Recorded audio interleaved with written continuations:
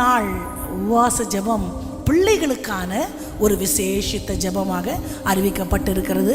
மெய்யாக ஆண்டவர் இன்றைக்கு நம்ம பிள்ளைகளுக்காக ஏறெடுக்கிற ஜெபம் நம்ம பிள்ளைங்களுடைய ஆயுசு முடிகிற வரைக்கும் அவர்களை பாதுகாக்கும் என்று நான் நம்புகிறேன். ஆமென். நம்முடைய பிள்ளைகளை மாத்திரமல்ல, எல்லா பிள்ளைகளையும். ஏன்னா பிள்ளைகளை ஆண்டவருக்கு ரொம்ப விசேஷம். வேதத்தில் எங்கேயுமே ஆண்டவர் பிள்ளைன்னு சொல்லலை, பிள்ளைகள், பிள்ளைகளின் பிள்ளைகள், உன் பிள்ளைகள். எப்படி? எல்லாமே டபுள் தான், மினிமம் 2 தானே பிள்ளைகள். அப்போது ஆண்டவருக்கு ரொம்ப எனக்கு ரொம்ப பிடிச்சாதானே அது எனக்கு நிறையா வேணும். இட்லி டேஸ்ட்டாக இருந்தால் இன்னும் 2, நல்லா இல்லைன்னா போதும். அப்போது ஆண்டவர் வேதத்தில் எல்லா இடத்துலையும் பிள்ளைகள் என்ற வார்த்தையை ப்ளூரலில் தான் சொல்லப்பட்டிருக்கிறது. அப்போ ஆண்டவருக்கு ரொம்ப இஷ்டம். இந்த ஆபிரகாம் இடத்துல பிள்ளைய பலி கேட்கும் பொழுது, எனக்காக நீ பலியிடுன்னு கேட்கும் பொழுது ஆண்டவர் என்ன வார்த்தை சொல்லுகிறார்?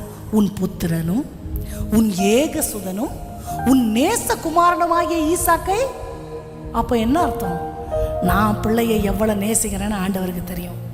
வெட்டுறதுக்கு கை ஓங்கினதும் ஒரு தடவை ஆபிரகாம்னு கூப்பிட மாட்டார், எத்தனை தடவை கூப்பிடுவார்?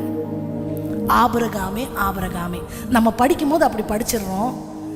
நீங்கள் நல்லா யோசனை பண்ணி பாருங்க. நம்ம பதட்டம்னா தான் 2 தடவை சொல்லுவோம். பகத பகத, தொடாத தொடாத, சுடும் சுடும். 2 தடவை சொல்கிறோன்னா என்ன அர்த்தம்?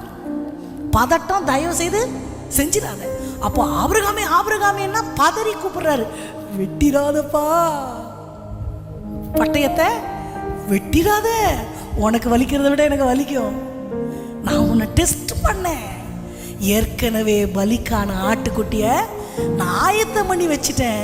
நீ எனக்காக என்ன வேணா செய்வேன்றதை ப்ரூஃப் பண்ணிட்டேன். உன் பிள்ளை மேலே கத்திய பிள்ளையாண்டான் மேலே கையை போற்றாத. ஆபிரகாமே 2 தடவை. எல்லாம் இருதயத்தில் கை வச்சு சொல்லுங்க, நான் என் பிள்ளைய நேசிக்கிறத விட என் ஆண்டவர் என் பிள்ளைய ரொம்ப நேசிக்கிறேன். ஆமாவா? மனசில் சொல்லுங்க, ஆண்டவரே இன்னைக்கு என் பிள்ளைக்காக நான் ஏறெடுக்கிற ஜெபம் உங்கள் சமூகத்தில் வந்து எட்டட்டும், உங்கள் சிங்காசனத்தை அசைக்கட்டும். அப்பா, காளைகளை போல, உதடுகளின் காளைகள் எப்படி உங்கள் சிங்காசனத்தை அசைக்குமோ அது மாதிரி என்னுடைய ஜெபம் ஒரு ஏவுகணையை போல உங்கள் சமூகத்தை வந்து எட்டட்டும் ஆண்டவரே. ஆமென் ஆமென். எனக்கு கவலை அப்படின்னு யாராவது இந்த கூட்டத்தில் நீங்கள் கவலைப்பட்டு கொண்டிருந்தா, அந்த நாள் விசேஷ கூட்டம் நமக்காக தான். என் பிள்ளைய பற்றி தான் எனக்கு கவலை. என்ன நடக்கும், எப்படி மாறுவான், எப்படி இந்த மாற்றம் நடக்கும், இது இனி மாறுவானா அப்படின்னு நம்ம யோசிக்கிறோன்னா, இன்றைக்கி ஆண்டுடைய வார்த்தை சொல்லுகிறது, பெரிய பர்வதம் மலையை எப்படி பார்ப்போம்? கழுத்து வலிக்கிற அளவுக்கு நிமிர்ந்து பார்க்கிற அந்த பர்வதம் என் முழங்காலுக்கு முன்னாடி, என் ஜெபங்களுக்கு முன்னாடி சம பூமி கரங்களை தட்டி தட்டி தட்டி தட்டி தட்டி அவருக்கு முன்பாக பர்வதம் எப்படியா? மெழுகு போல உருகும். ஹல்லேலூயா. இன்றைக்கு இந்த பிள்ளைகளுக்கான ஜெபத்தில் எனக்கு சந்தோஷமாக நான் இதில் கலந்து கொள்ளுகிறேன். ஏன்னா ரொம்ப நம்ம பிள்ளைகளுக்கு ஜெபிக்க வேண்டிய ஒரு காலகட்டத்தில் வந்திருக்கிறோம். உங்கள் பிள்ளைகள் பள்ளி பருவத்தில் இருந்தாலும் சரி, கல்லூரி பருவத்தில் இருந்தாலும் சரி, திருமணமானவர்களாக இருந்தாலும் சரி, என் பிள்ளை யாருக்கெல்லாம் இருக்கோ அவங்களுக்கு தான் இந்த ஜெபம். நான் பிள்ளைகளை குறித்து நிறைய வார்த்தைகள் நம்ம கூட்டங்களில் நான் சொல்லியிருக்கிறேன். வேதத்தில் யாரையுமே ஆண்டவர் ஒலிவ மரத்துக்கு ஒப்பிடலை, பிள்ளைகளை மட்டும் ஒலிவ மரத்துக்கு விட்டுருக்கிறார். உன் பிள்ளைகள் உன் பந்திய சுற்றிலும் எத்தனையோ தேவதாரு விருட்சங்கள் இருக்கிறது, புன்னை மரங்கள் இருக்கிறது, அந்த மரம் இந்த மரம். வேதத்தில் எத்தனையோ கனி விருட்சங்கள், நம்ம பேரை கேள்விப்பட்டிராத மரங்களும் கனிகளும் இருக்கும் பொழுது குறிப்பிட்டு ஒலிவ மரத்திற்கு ஆண்டவர் பிள்ளைகளை ஒப்பிட்டதன் காரணம், முழு உலகமும் தண்ணீரில் மூழ்கி போச்சு.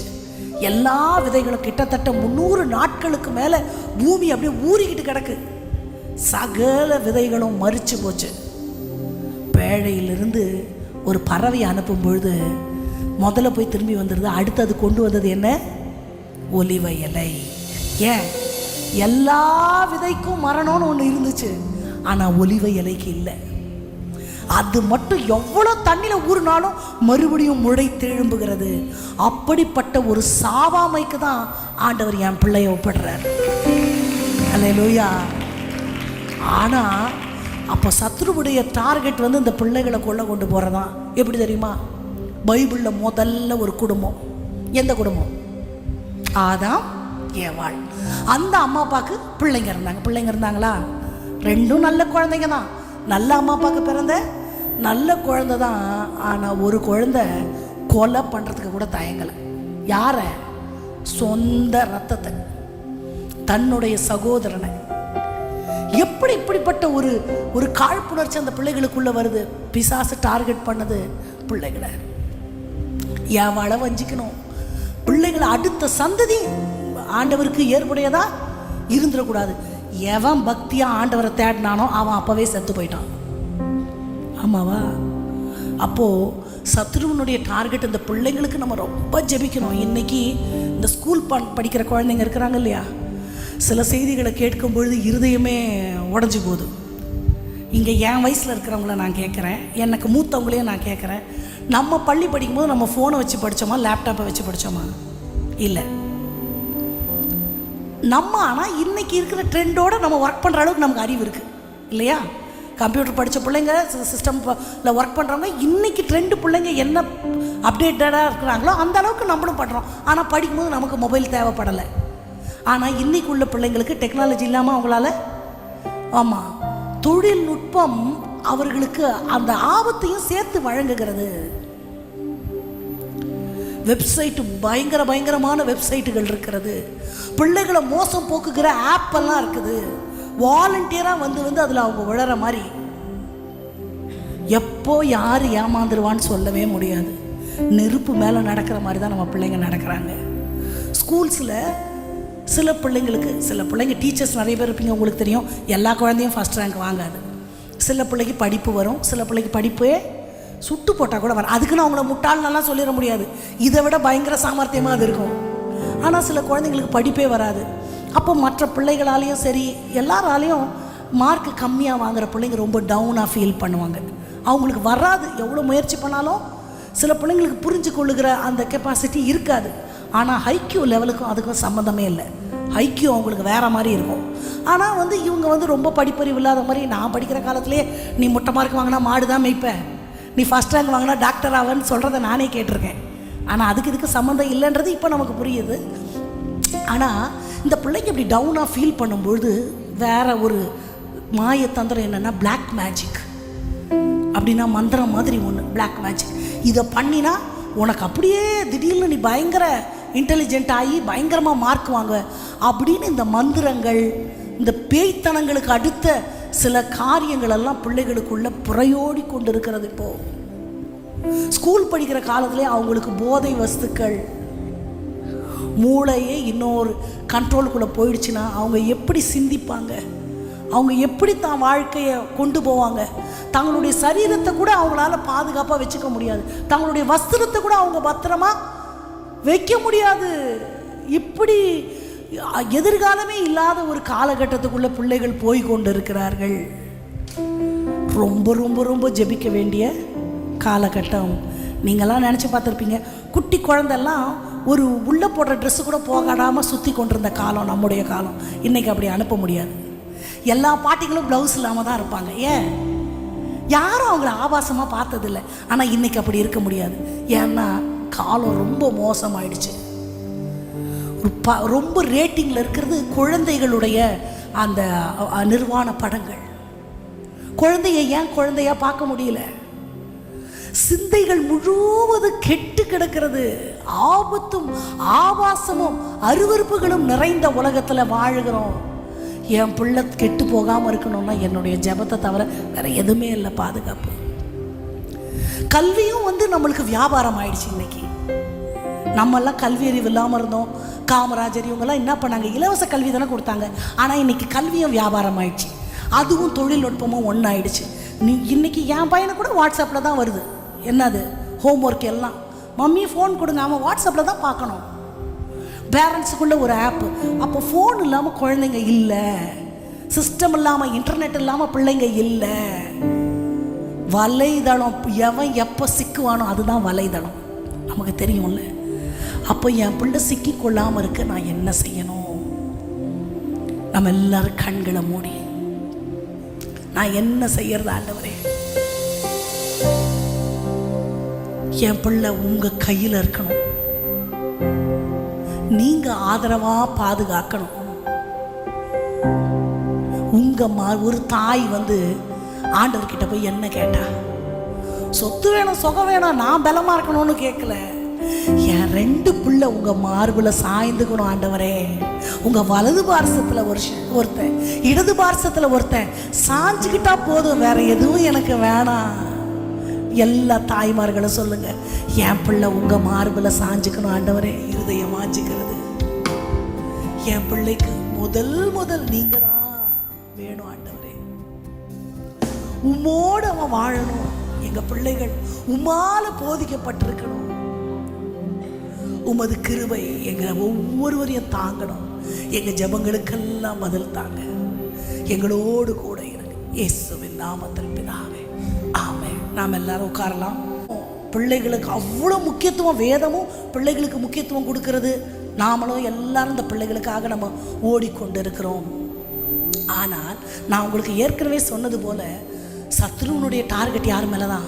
பிள்ளைகள் மேலே தான். இப்போ முதல் ஜெப குறிப்பு நம்ம எதுக்காக நம்ம ஜெபிக்க போகிறோம்னா, இந்த பிள்ளைகளுக்கு சுயமாய் தீர்மானிக்கிற ஒரு திறன் வேணும். என்ன? ஆமாம், நான் என்ன படிக்கணும், நான் என்ன செய்யணும். நம்ம அம்மா அப்பா ஒரு ஆசையை அவங்களுக்குள்ள திணிக்கிறோம். அது அவங்க அப்படி இருக்க வேண்டிய அவசியம் சில நேரங்களில் இருப்பதில்லை. வாழ்க்கைன்னா என்ன? அவங்க தீர்மானிக்கிற ஒரு திறன் அவர்களுக்கு வேண்டும் அப்படின்னு பிள்ளைகளுக்காக நம்ம ஜெபிக்க போகிறோம். வேதத்தில் சாலமோனுடைய மகன் ரெகொபெயாம் என்ன பண்ணுறாருன்னா, தனக்கு கூட யாரை வச்சுக்கணுன்ற தீர்மானத்தில் அவர் ஒரு தவறு செய்கிறார். யார் பேச்சை கேட்கணும்? அதை கண்ணுக்கு அழகான, காதுக்கு இனிமையான வார்த்தைகள் எல்லாம் நேர்மையான வழியில் நம்மளை கொண்டு போகணுன்ற எந்த அவசியமும் இல்லை. ஆனால் அந்த வயசில் எனக்கு சாதகமாக பேசுகிறவங்க தான் எனக்கு வேணும் அப்படின்னு தீர்மானித்தது தவறாக போயிடுச்சு. ஏன்னா அவன் இருக்கிற ஸ்தானம் அப்படிப்பட்ட ஸ்தானம். அப்போது பிள்ளைங்க வந்து எப்படிப்பட்ட தோழர்களை வச்சுக்கணும்? உன் நண்பனை காட்டு, நீ யாருன்னு நான் சொல்கிறேன் அப்படி சொல்லுவாங்க இல்லையா? என் பிள்ளைங்களோட ஃப்ரெண்ட்ஸ் எல்லாம் எப்படி இருக்கிறாங்க, அவனே தீர்மானம் பண்ணிக்கணும், அவங்களே தீர்மானம் பண்ணிக்கணும். இவங்களுடைய நட்பு எனக்கு தேவையில்லை, இந்த வழியில் நான் போகக்கூடாது. 24 மணி நேரமும் நம்ம பெற்றோர் கூட இருந்து அவங்களுக்கு வழி காட்ட முடியாது. அந்த ஒரு சென்சாரை ஆண்டவர் அவங்களுக்குள்ளேயே வைக்கணும். ஜெபிக்கலாமா? இன்னைக்கு என் பிள்ளை எப்படி இருக்கா? என் பிள்ளைக்கு சுயமாக தீர்மானிக்கிற கெப்பாசிட்டி இருக்கா? இல்லைன்னா ஆண்டவர்கிட்ட நம்ம கேட்க போகிறோம். தன்னுடைய வழிகளை சீர்தூக்கி பார்த்து நேர்மையான வழி என்ன என்பதை பகுத்தறிந்து நடக்கிறதற்கான ஒரு ஞானம், சுயமாய் தீர்மானிக்கணும், சுயமாய் யோசிக்கணும். He has to stand on his own. யூதர்கள் என்ன பண்ணுவாங்க தெரியுமா? ஒரு குறிப்பிட்ட வயசு 13, 14, எனக்கு சரியான வயசு தெரில, அந்த வயசுக்கு அப்புறம் அவனுக்கு வந்து ஒரு செலிப்ரேஷன் மாதிரி வச்சு அப்பா சாப்பாடு ஊட்டுறதுதான் கடைசி சாப்பாடு. அவனுக்கு அடுத்த வேளை உணவை அவன் காலில் நின்று சம்பாதிக்கணும். எப்படி? அவனை அனுப்பி விட்டுருவார், நீ போகணும். வெளிநாட்டில் கூட இன்னைக்கு பிள்ளைங்க 18 வயசு ஆச்சுன்னா வெளியே போயிடலாம். நம்ம அப்படி இல்லை. இப்போ வரைக்கும் என்ன பண்ணுறோம்? சிறகு நடியில் வச்சு கோழி தன் குஞ்சுகளை பார்க்கறது போல பார்த்து கொண்டே இருக்கிறோம். பாதுகாப்பு கொடுக்க வேண்டியதான். ஆனால் புருஷன் ஆன போதோ தன் இடைய, அது பெண்ணுக்கும் தான். அவங்கவுங்க வாழ்க்கையை அவங்க தீர்மானிக்கிற. அப்படின்னா நான் திருமண வாழ்க்கையை சொல்லலை, நான் இதை தான் படிக்கணும், இந்த வேலை தான் செய்யணும், இந்த நண்பர்கள் எனக்கு தேவை, இது என்னுடைய வாழ்க்கையின் அத்தியாவசியம், இது எனக்கு தேவையில்லாத பிரச்சனை, இதில் நெடுக போய் நான் தண்டிக்கப்படக்கூடாது அப்படிங்கிற ஒரு தீர்மானிக்கிற திறன் அவர்களுக்கு வேணும்ல. நான் இது சம்மந்தப்பட்டு நிறைய நான் சொல்கிறேன். ஒவ்வொன்றுக்காக நம்ம ஜெபிக்க போகிறோம். கண்களை மூடி தனக்கு தேவையான நண்பர்கள் யாரு, தான் தெரிந்தெடுக்கிற வழி சரியானது தானா அப்படின்ற ஒரு தீர்மானிக்கிற திறனை பிள்ளைகளுக்கு நீங்கள் தரணும் ஆண்டவரே. நெடுக போய் தண்டிக்கப்படுகிற சூழ்நிலை எங்கள் பிள்ளைகளுக்கு வர வேணாம். எல்லாரும் சத்தத்தை உயர்த்தி ஜெபிக்கலாமா? எல்லா பிள்ளைகளையும் மனதில் வைத்து உங்கள் சத்தம் கேட்கப்படட்டும், உங்கள் சத்தம் கேட்கப்படட்டும். இன்னும் சத்தமாய் இப்படிதான். இன்னும் ஆமாண்டவரே, எங்க பிள்ளைகள் பேதைகளா இருக்கக்கூடாதுப்பா. வலது கைக்கு இடது கைக்கு வித்தியாசம் தெரியாத ஜனங்கன்னு நீங்க சொல்ற வரிசையில் எங்க பிள்ளைங்க இருக்க வேணாம். அவங்க தலைவர்கள் ஆகணும்ப்பா. தலைவனுக்கு தலைவனாக்கப்பட வேண்டும் ஆண்டவரே. அப்பா, அவங்களுடைய ராஜாக்களின் கைப்பாகைகளா அவங்க வளரணுமே அப்பா. பேதைகளாய் பால் உண்கிறவர்களாய் இராதபடிக்கு தேவரீர் ஒரு பாதுகாப்பை கட்டளையிடணும் ஆண்டவரே. உமக்கு ஸ்தோத்திரம், ஸ்தோத்திரம் ஐயா, உமக்கு ஸ்தோத்திரம் ஐயா, உமக்கு ஸ்தோத்திரம் ஐயா. பலத்தினாலும் அல்ல, பராக்கிரமம் அல்ல, தேவாவியாலாகும் என்றீ. பரிசுத்த ஆவியே வாரும், உம் வல்லமையின் மேல் பொழியும். உமது ஆவி அவர்கள் மேல ஊற்றப்படட்டும் ஆண்டவரே. தாங்கள் செய்வது இன்னதென்று அப்பா உமக்குள்ளாய் தீர்மானிக்கிற ஒரு திறன் பிள்ளைகளுக்குள்ள உண்டாகட்டும் ஆண்டவரே. எங்க கண்கள் அதை பார்க்கணும்ப்பா. எங்க கண்களால நாங்க அதை காண நீ கிருபை செய்வீராக ராஜா. உமக்கு ஸ்தோத்திரம், ஸ்தோத்திரம், ஸ்தோத்திரம், ஸ்தோத்திரம்.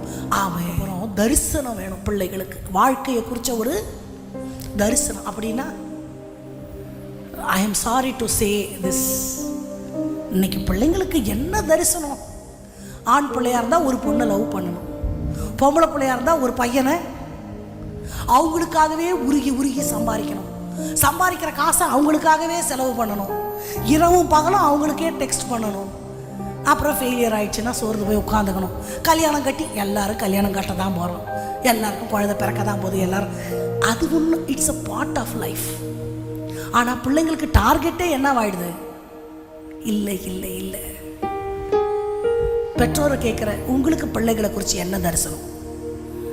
டாக்டர் ஆகணும், இன்ஜினியர் ஆகணும், அவனாகணும், இவனாகணும், கண்டிப்பாக ஆகணும். அதுக்கு முன்னாடி ஒரு பிரைமரி பர்பஸ் என்ன தெரியுமா? முதல்ல ஆண்டவரோட இருக்கணும், கர்த்தரால போதிக்கப்பட்டிருக்க வேண்டும். எப்படி இருக்கணும் என் பிள்ளை?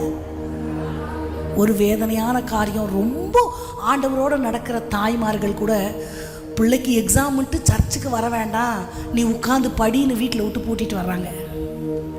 படிப்பை விட ஆண்டவர் முக்கியம். ஆண்டவர் இல்லாத படிப்பு வேஸ்ட், ஆண்டவர் இல்லாத பதவி வேஸ்ட், ஆண்டவர் இல்லாத பணம் வேஸ்ட், ஆண்டவர் இல்லாத கௌரவம் வேஸ்ட். பயங்கரமான ஒரு பணக்கார ஒரு செய்தி துணுக்கு விளக்கமாலாம் சொல்ல முடியாது. சமுதாயத்தில் உயர்ந்த அந்தஸ்துல வாழ்ந்த ஒரு மனுஷன் 50 வயது வரைக்கும் தன்னுடைய வாழ்க்கையை ரொம்ப நேர்த்தியாக கொண்டு போனவர். ஒரு மனைவி, 2 பிள்ளைகள். எல்லாருக்கும் தெரிஞ்ச அளவுக்கு அந்த அவர் வாழ்ந்த சமுதாயத்தில் பேர் பெற்ற மனிதன். மொபைலில் தற்செயலாக ஒரு ஆப், அதில் ஒரு வெப்சைட், அதில் ஒரு அழகான ஒரு பெண், அவளோட சும்மா சேட் பண்ணலாம், சும்மா ஜாலிக்கு சேட் பண்ணலாம். ஒன்றும் இல்லை, நமக்கு ஒரு டைம் பாஸ்.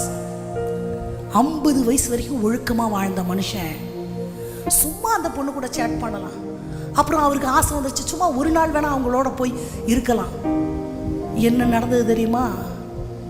விபச்சாரத்தோட மட்டும் முடியலை, அவங்க கொடுத்த ஏதோ ஒரு பானம் இவருக்கு சுயநினைவில்லை. இவருடைய car, costly mobile, watch, jewel, சொல்ல போனால் உள்ளே போட்டிருக்கிற பனியன் ட்ரெஸ்ஸோட மட்டும்தான் இருக்கிற மாதிரி மொத்தத்தையும் அந்த பெண் அள்ளி கொண்டு சென்றாள். இப்போ என்னன்னா, முதலாவது இப்படிப்பட்ட ஒரு அருவருப்பான பாவத்துக்குள்ளே போனது ஒரு அவமானம். எல்லாத்தையும் இழந்தது. கம்ப்ளைண்ட் கொடுக்க முடியல, அந்த ரூமை விட்டு வெளியே வர முடியல, மனைவியை ஃபேஸ் பண்ண முடியல, பிள்ளைய ஃபேஸ் பண்ண முடியல. சமுதாயத்தில் அவ்வளோ மரியாதை, இவருக்கு கீழே அவ்வளோ பேர் இருக்கிறாங்க. அவமானம் தாங்க முடியல, தூக்கு போட்டுக்கிட்டு தொங்குற நிலைமை. இவ்வளவு நாள் நேர்த்தியாய் ஒழுக்கம், அவருக்கு ஆண்டவரை தெரிஞ்சவரெல்லாம் இல்லை, அவர் உலகத்து மனிதர். இப்ப ஏன் ஒரு தடுமாற்றம் வாழ்க்கையில? ஆண்டவருடைய பிள்ளைகளுக்கு சொல்றேன், வாழ்க்கையை குறிச்ச தரிசனம் நமக்கு இல்லைன்னா யார் எப்ப கெட்டு போவாங்கன்னு நம்ம சொல்லவே முடியாது. என் பிள்ளை படிக்க வச்சுட்டேன் அவ்வளவுதான், வேலை வாங்கி கொடுத்துட்டேன் அவ்வளவுதான், அவனுக்கு சொத்து சேர்த்து வச்சுட்டேன் இல்ல. கர்த்தரால போதிக்கப்படலைன்னா எத்தனை வயசுல எப்ப வேணாலும் அவன் இடற முடியும். ஒரு தாய் இருக்கிறா, அந்த தாய் வாழுகிறது அடிமைத்தனத்துல. எப்ப? அடிமைத்தனம். பரம்பரை பரம்பரையாக அவங்க அடிமைகளுக்கு அடிமை வாழ்ந்து கொண்டிருக்கும் பொழுது, நான் சொல்லும் போதே உங்களுக்கு அது யாருன்னு தெரியும். எல்லா பெண்மணிகளும் வயிற்றில், ஆண்கள் கூட பரவாயில்ல, பெண்களுக்கு தான் ரொம்ப எனக்கு பையன் பிறக்கணும். எல்லாரும் பையன் பிறந்துட்டா பையனுக்கு பொண்ணு எங்கே போகிறது? பையன் பிறக்கணும். ப்ரெக்னெண்ட்டாக இருக்கும்போது பையன், பிறந்த பிறகு பையன். ஆனால் ஒரு காலகட்டம் எல்லா கலாச்சாரத்துலையும் இருந்துச்சு. அது உலகம் ஆரம்பிச்சதுலேருந்து யூத கலாச்சாரத்தில் எல்லா கலாச்சாரத்துலேயும் பையன் பெரிய ஸ்பெஷல் அப்படி இருந்துச்சு. ஆனால் ஒரு காலகட்டம் எனக்கு பையனே வேணாம், பையன் பிறந்தா ராஜா வெட்டி நைல் நதியில் போட்டுருவான், பொம்பளை பிள்ளையா இருந்தால் அது உயிரோட வாச்சிருக்குமே அப்படின்னு பெண்கள் எல்லாம் பெண் குழந்தைக்காக தவம் இருந்த காலம் ஒன்று உண்டு. எந்த காலம்? மோசேயினுடைய காலம். அப்போ ஒரு அம்மா இருக்கிறாங்க. மோசேயினுடைய அம்மா பேர் என்னது? யோகபேத். அவங்களும் அப்படிதான் ஜெபம் பண்ணியிருப்பாங்க. ஒரு பொண்ணு குழந்தையா இருந்தால் நல்லா இருக்கும், பொண்ணு குழந்தையா நல்லா இருக்கும், பிறக்க போது பிறந்தா ரிவீல் பையன். அட கஷ்ட காலமே, நான் இவ்வளோ நேரம் ஜெபிச்ச ஜெபமெல்லாம் வீணா போச்சே.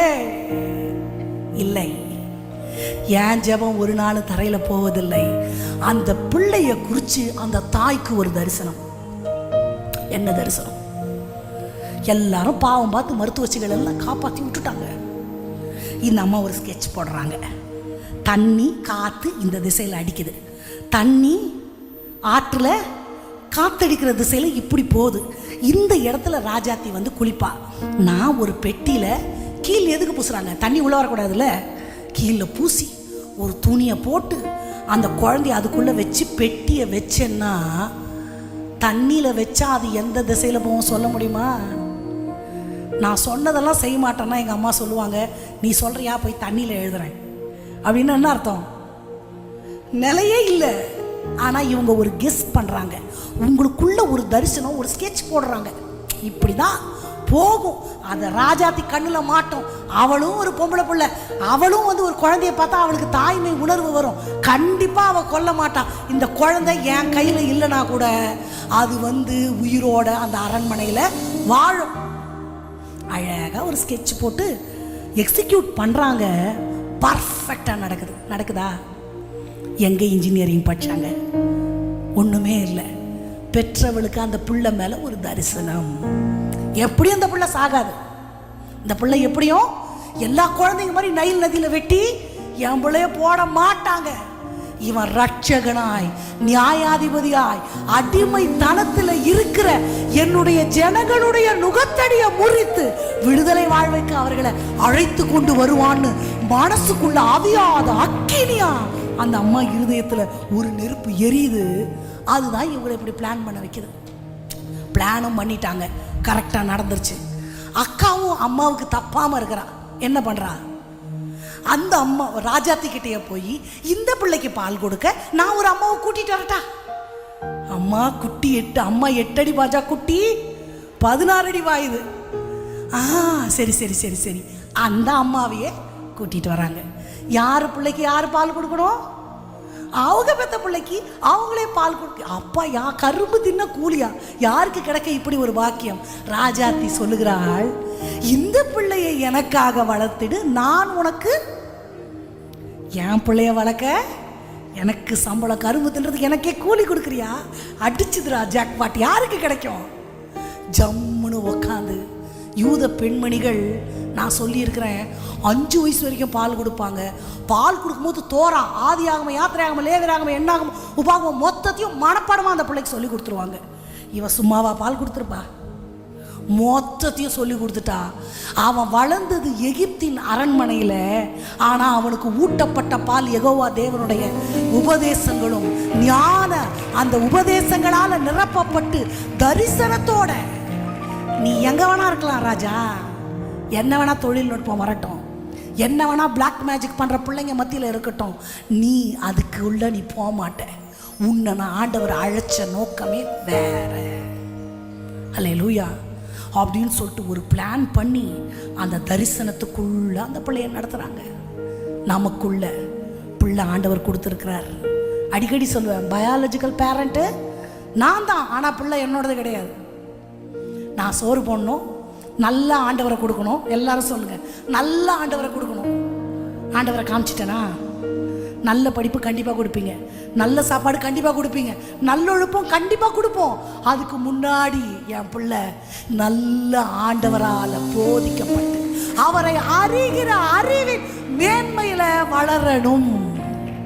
இல்லைனா நான் கொடுத்த படிப்பு, ஒழுக்கம், பணம் எக்ஸட்ரா எக்ஸட்ரா எல்லாமே வேஸ்ட். ஆண்டவரை முதல்ல என் பிள்ளைக்கு நான் காண்பிக்கணும். இந்த தரிசனம் நம்ம பெற்றோருக்குள்ள வேணும். தரிசனம் இல்லாத இடத்துல ஜனங்கள் சீர்கிட்டு போவார்கள். நான் சொன்னேன், எல்லாருக்கும் தரிசனம் ஒரு லவ் பண்ணுறதா தான் இருக்குது. இன்னைக்கு பிள்ளைகளுக்கு பயங்கரமான ஒரு பராக்கிரமசாலி, ஒரு கோட்டையினுடைய கதவையே பேர்த்து தோல் மேலே வச்சுன்னு போயிடுவாராம். தலைமுடி சவரகனால் கத்தி அவன் தலையில படவே இல்லை. அவருடைய பிறப்பு விசேஷம், வளர்ப்பு விசேஷம் நம்ம நார்மலா இருக்கிற மாதிரியே இல்லை. ஒரு தாடை எலும்பு எடுத்து 400 பேரை குத்தி போடுவார். யார் அவரு? அவ்வளோ பலம், புஜபல பராக்கிரமசாலிக்கும் இந்த ஒரே ஒன்று தான் இருந்துச்சு. எங்க போனாலும் ஸ்திரீயை கண்டு ஸ்திரீயை கண்டு ஸ்திரீயை கண்டு. ஸ்திரீனா எல்லா பக்கமும் இருக்கேன். சில நேரத்தில் தரிசன கண்கள் குருடாக்கப்பட்டு மாயையாக்கப்பட்ட பிம்பங்கள் கண்களுக்கு முன்பாக தோன்றுவது உண்டு. அவங்க அம்மா அப்பா பரிசுத்தமானவங்க தானே, ஏன் இந்த பிள்ளைக்குள்ள தரிசனம் இல்லாமல் போயிடுச்சு? நான் பரிசுத்தமாக இருக்கிறதுனால என் பிள்ளை பரிசுத்தமாக இருக்க மாட்டான். நான் ஆண்டவரை தேடுறதுனால என் பிள்ளை தேடித்தான் ஆகணும்னு இல்லை. அது அவனுக்கு அருளப்பட்டது. அவனுக்கும் ஆண்டவருக்கும் உள்ள உறவு வேற. கிறிஸ்தவ குடும்பத்தில் பிறக்கிறதுனால என் பிள்ளை கிறிஸ்தவனே கிடையாது. அவன் ஆண்டவரை தனியா தேடணும். அவனுக்கும் ஆண்டவருக்கும் உள்ள உறவு அது தனிப்பட்ட வாழ்க்கை. அது வேணும்னா நான் ஜெபிச்சு தான் ஆகணும். என் பிள்ளை உமக்குள்ள வளரணும். ஆண்டவரே, என் பிள்ளைக்குள்ள ஒரு தரிசனம் வேணும். எல்லார மாதிரி கல்யாணம் பண்ணேன், எல்லார மாதிரி சம்பாரிச்சேன், அது இல்லப்பா. உங்க ராஜ்யத்துக்குன்னு ஒரு பரிசுத்த வாழ்க்கை வாழ்ந்து உமக்காக வாழணும். அப்படி ஏதாவது ஒரு தாகம் அவனுக்குள்ள வச்சிருங்கன்னு இன்னைக்கு நான் பண்ற ஜெபம் அவன் ஆயுசையும் பாதுகாக்கணும். நம்புறோமா? எல்லாம் எழுந்து நிற்கலாமா? முடிஞ்சவங்க எல்லாம் எழுந்து நின்று அப்பாட்ட கேட்க போறோம். எனக்கு வேற ஆசை இல்லைப்பா, என் புள்ள உம்மோட நடக்கணும். எனக்கு முதல் தரிசனம் அதுதான். எல்லாமே செகண்டரி தான் ஆண்டவரே. எல்லா உலகத்துக்குள்ள மாதிரி லவ் பண்ணுறதும் சேட் பண்ணுறதும் ஊரை சுற்றுறதும் அது அவங்களுடைய ஃபேண்டசியாக இருந்துட வேண்டாம். உலகத்து பிள்ளைகளை விட ஒரு மேன்மையான ராஜ்ய பணி அவங்க தலைமையில இருக்குப்பா. வேறொரு ஆசை இல்லை ஏச ராஜா உம்மை தவிர. அந்த வார்த்தையை சொல்லி என் பிள்ளைய பற்றி கூட எனக்கு எல்லா ஆசையை விட மேலான ஆசை அவன் உங்களோட நடக்கணும்னு சொல்லுவோமா? வேறொரு ஆசை இல்லை இயேசு ராஜா உம்மை தவிர, உம்மை தவிர. சொல்லலாமா? வேறொரு ஆசை இல்லை இயேசு ராஜா உம்மை தவிர, உம்மை தவிர. எல்லாம் இருதயத்தில் கை வச்சுக்கலாம். உங்க பிள்ளைங்க, உங்க சொந்த பிள்ளைங்க, சொந்தக்கார பிள்ளைங்க, எல்லா குழந்தைகளையும் ஆண்டவர் கையில் ஒப்பு கொடுத்து இன்னைக்கு நான் பண்ற ஜெபம் ஆயுசுக்கும் அவனுக்கு ஒரு பாதுகாப்பு வளையமா இருக்கட்டும்பா. அவனுக்குள்ள அவன் இந்த பூமியில வந்ததற்கான ஒரு தரிசனத்தை நீங்க விதைங்கப்பா. உலகத்து பிள்ளைகளை போல அல்லப்பா. அவனுக்கு என்ன தரிசனம் விசேஷித்த விதமாய் வைக்கப்பட்டிருக்கிறது. அது ஒரு நாளும் அவியாத அக்கினியாய் அவன் இருதயத்துல எரிந்து கொண்டே இருக்கட்டும். பாலை நிலத்தில் கிடந்தே தேடி கண்டுபிடித்தீ, கண்ணின் வழி போல காத்து கொண்டீ, கழுகு போல் சுமக்கின்றீ. நன்றி நன்றி ராஜா, நன்றி இயேசு ராஜா. வேறொரு ஆசை இல்லை இயேசு ராஜா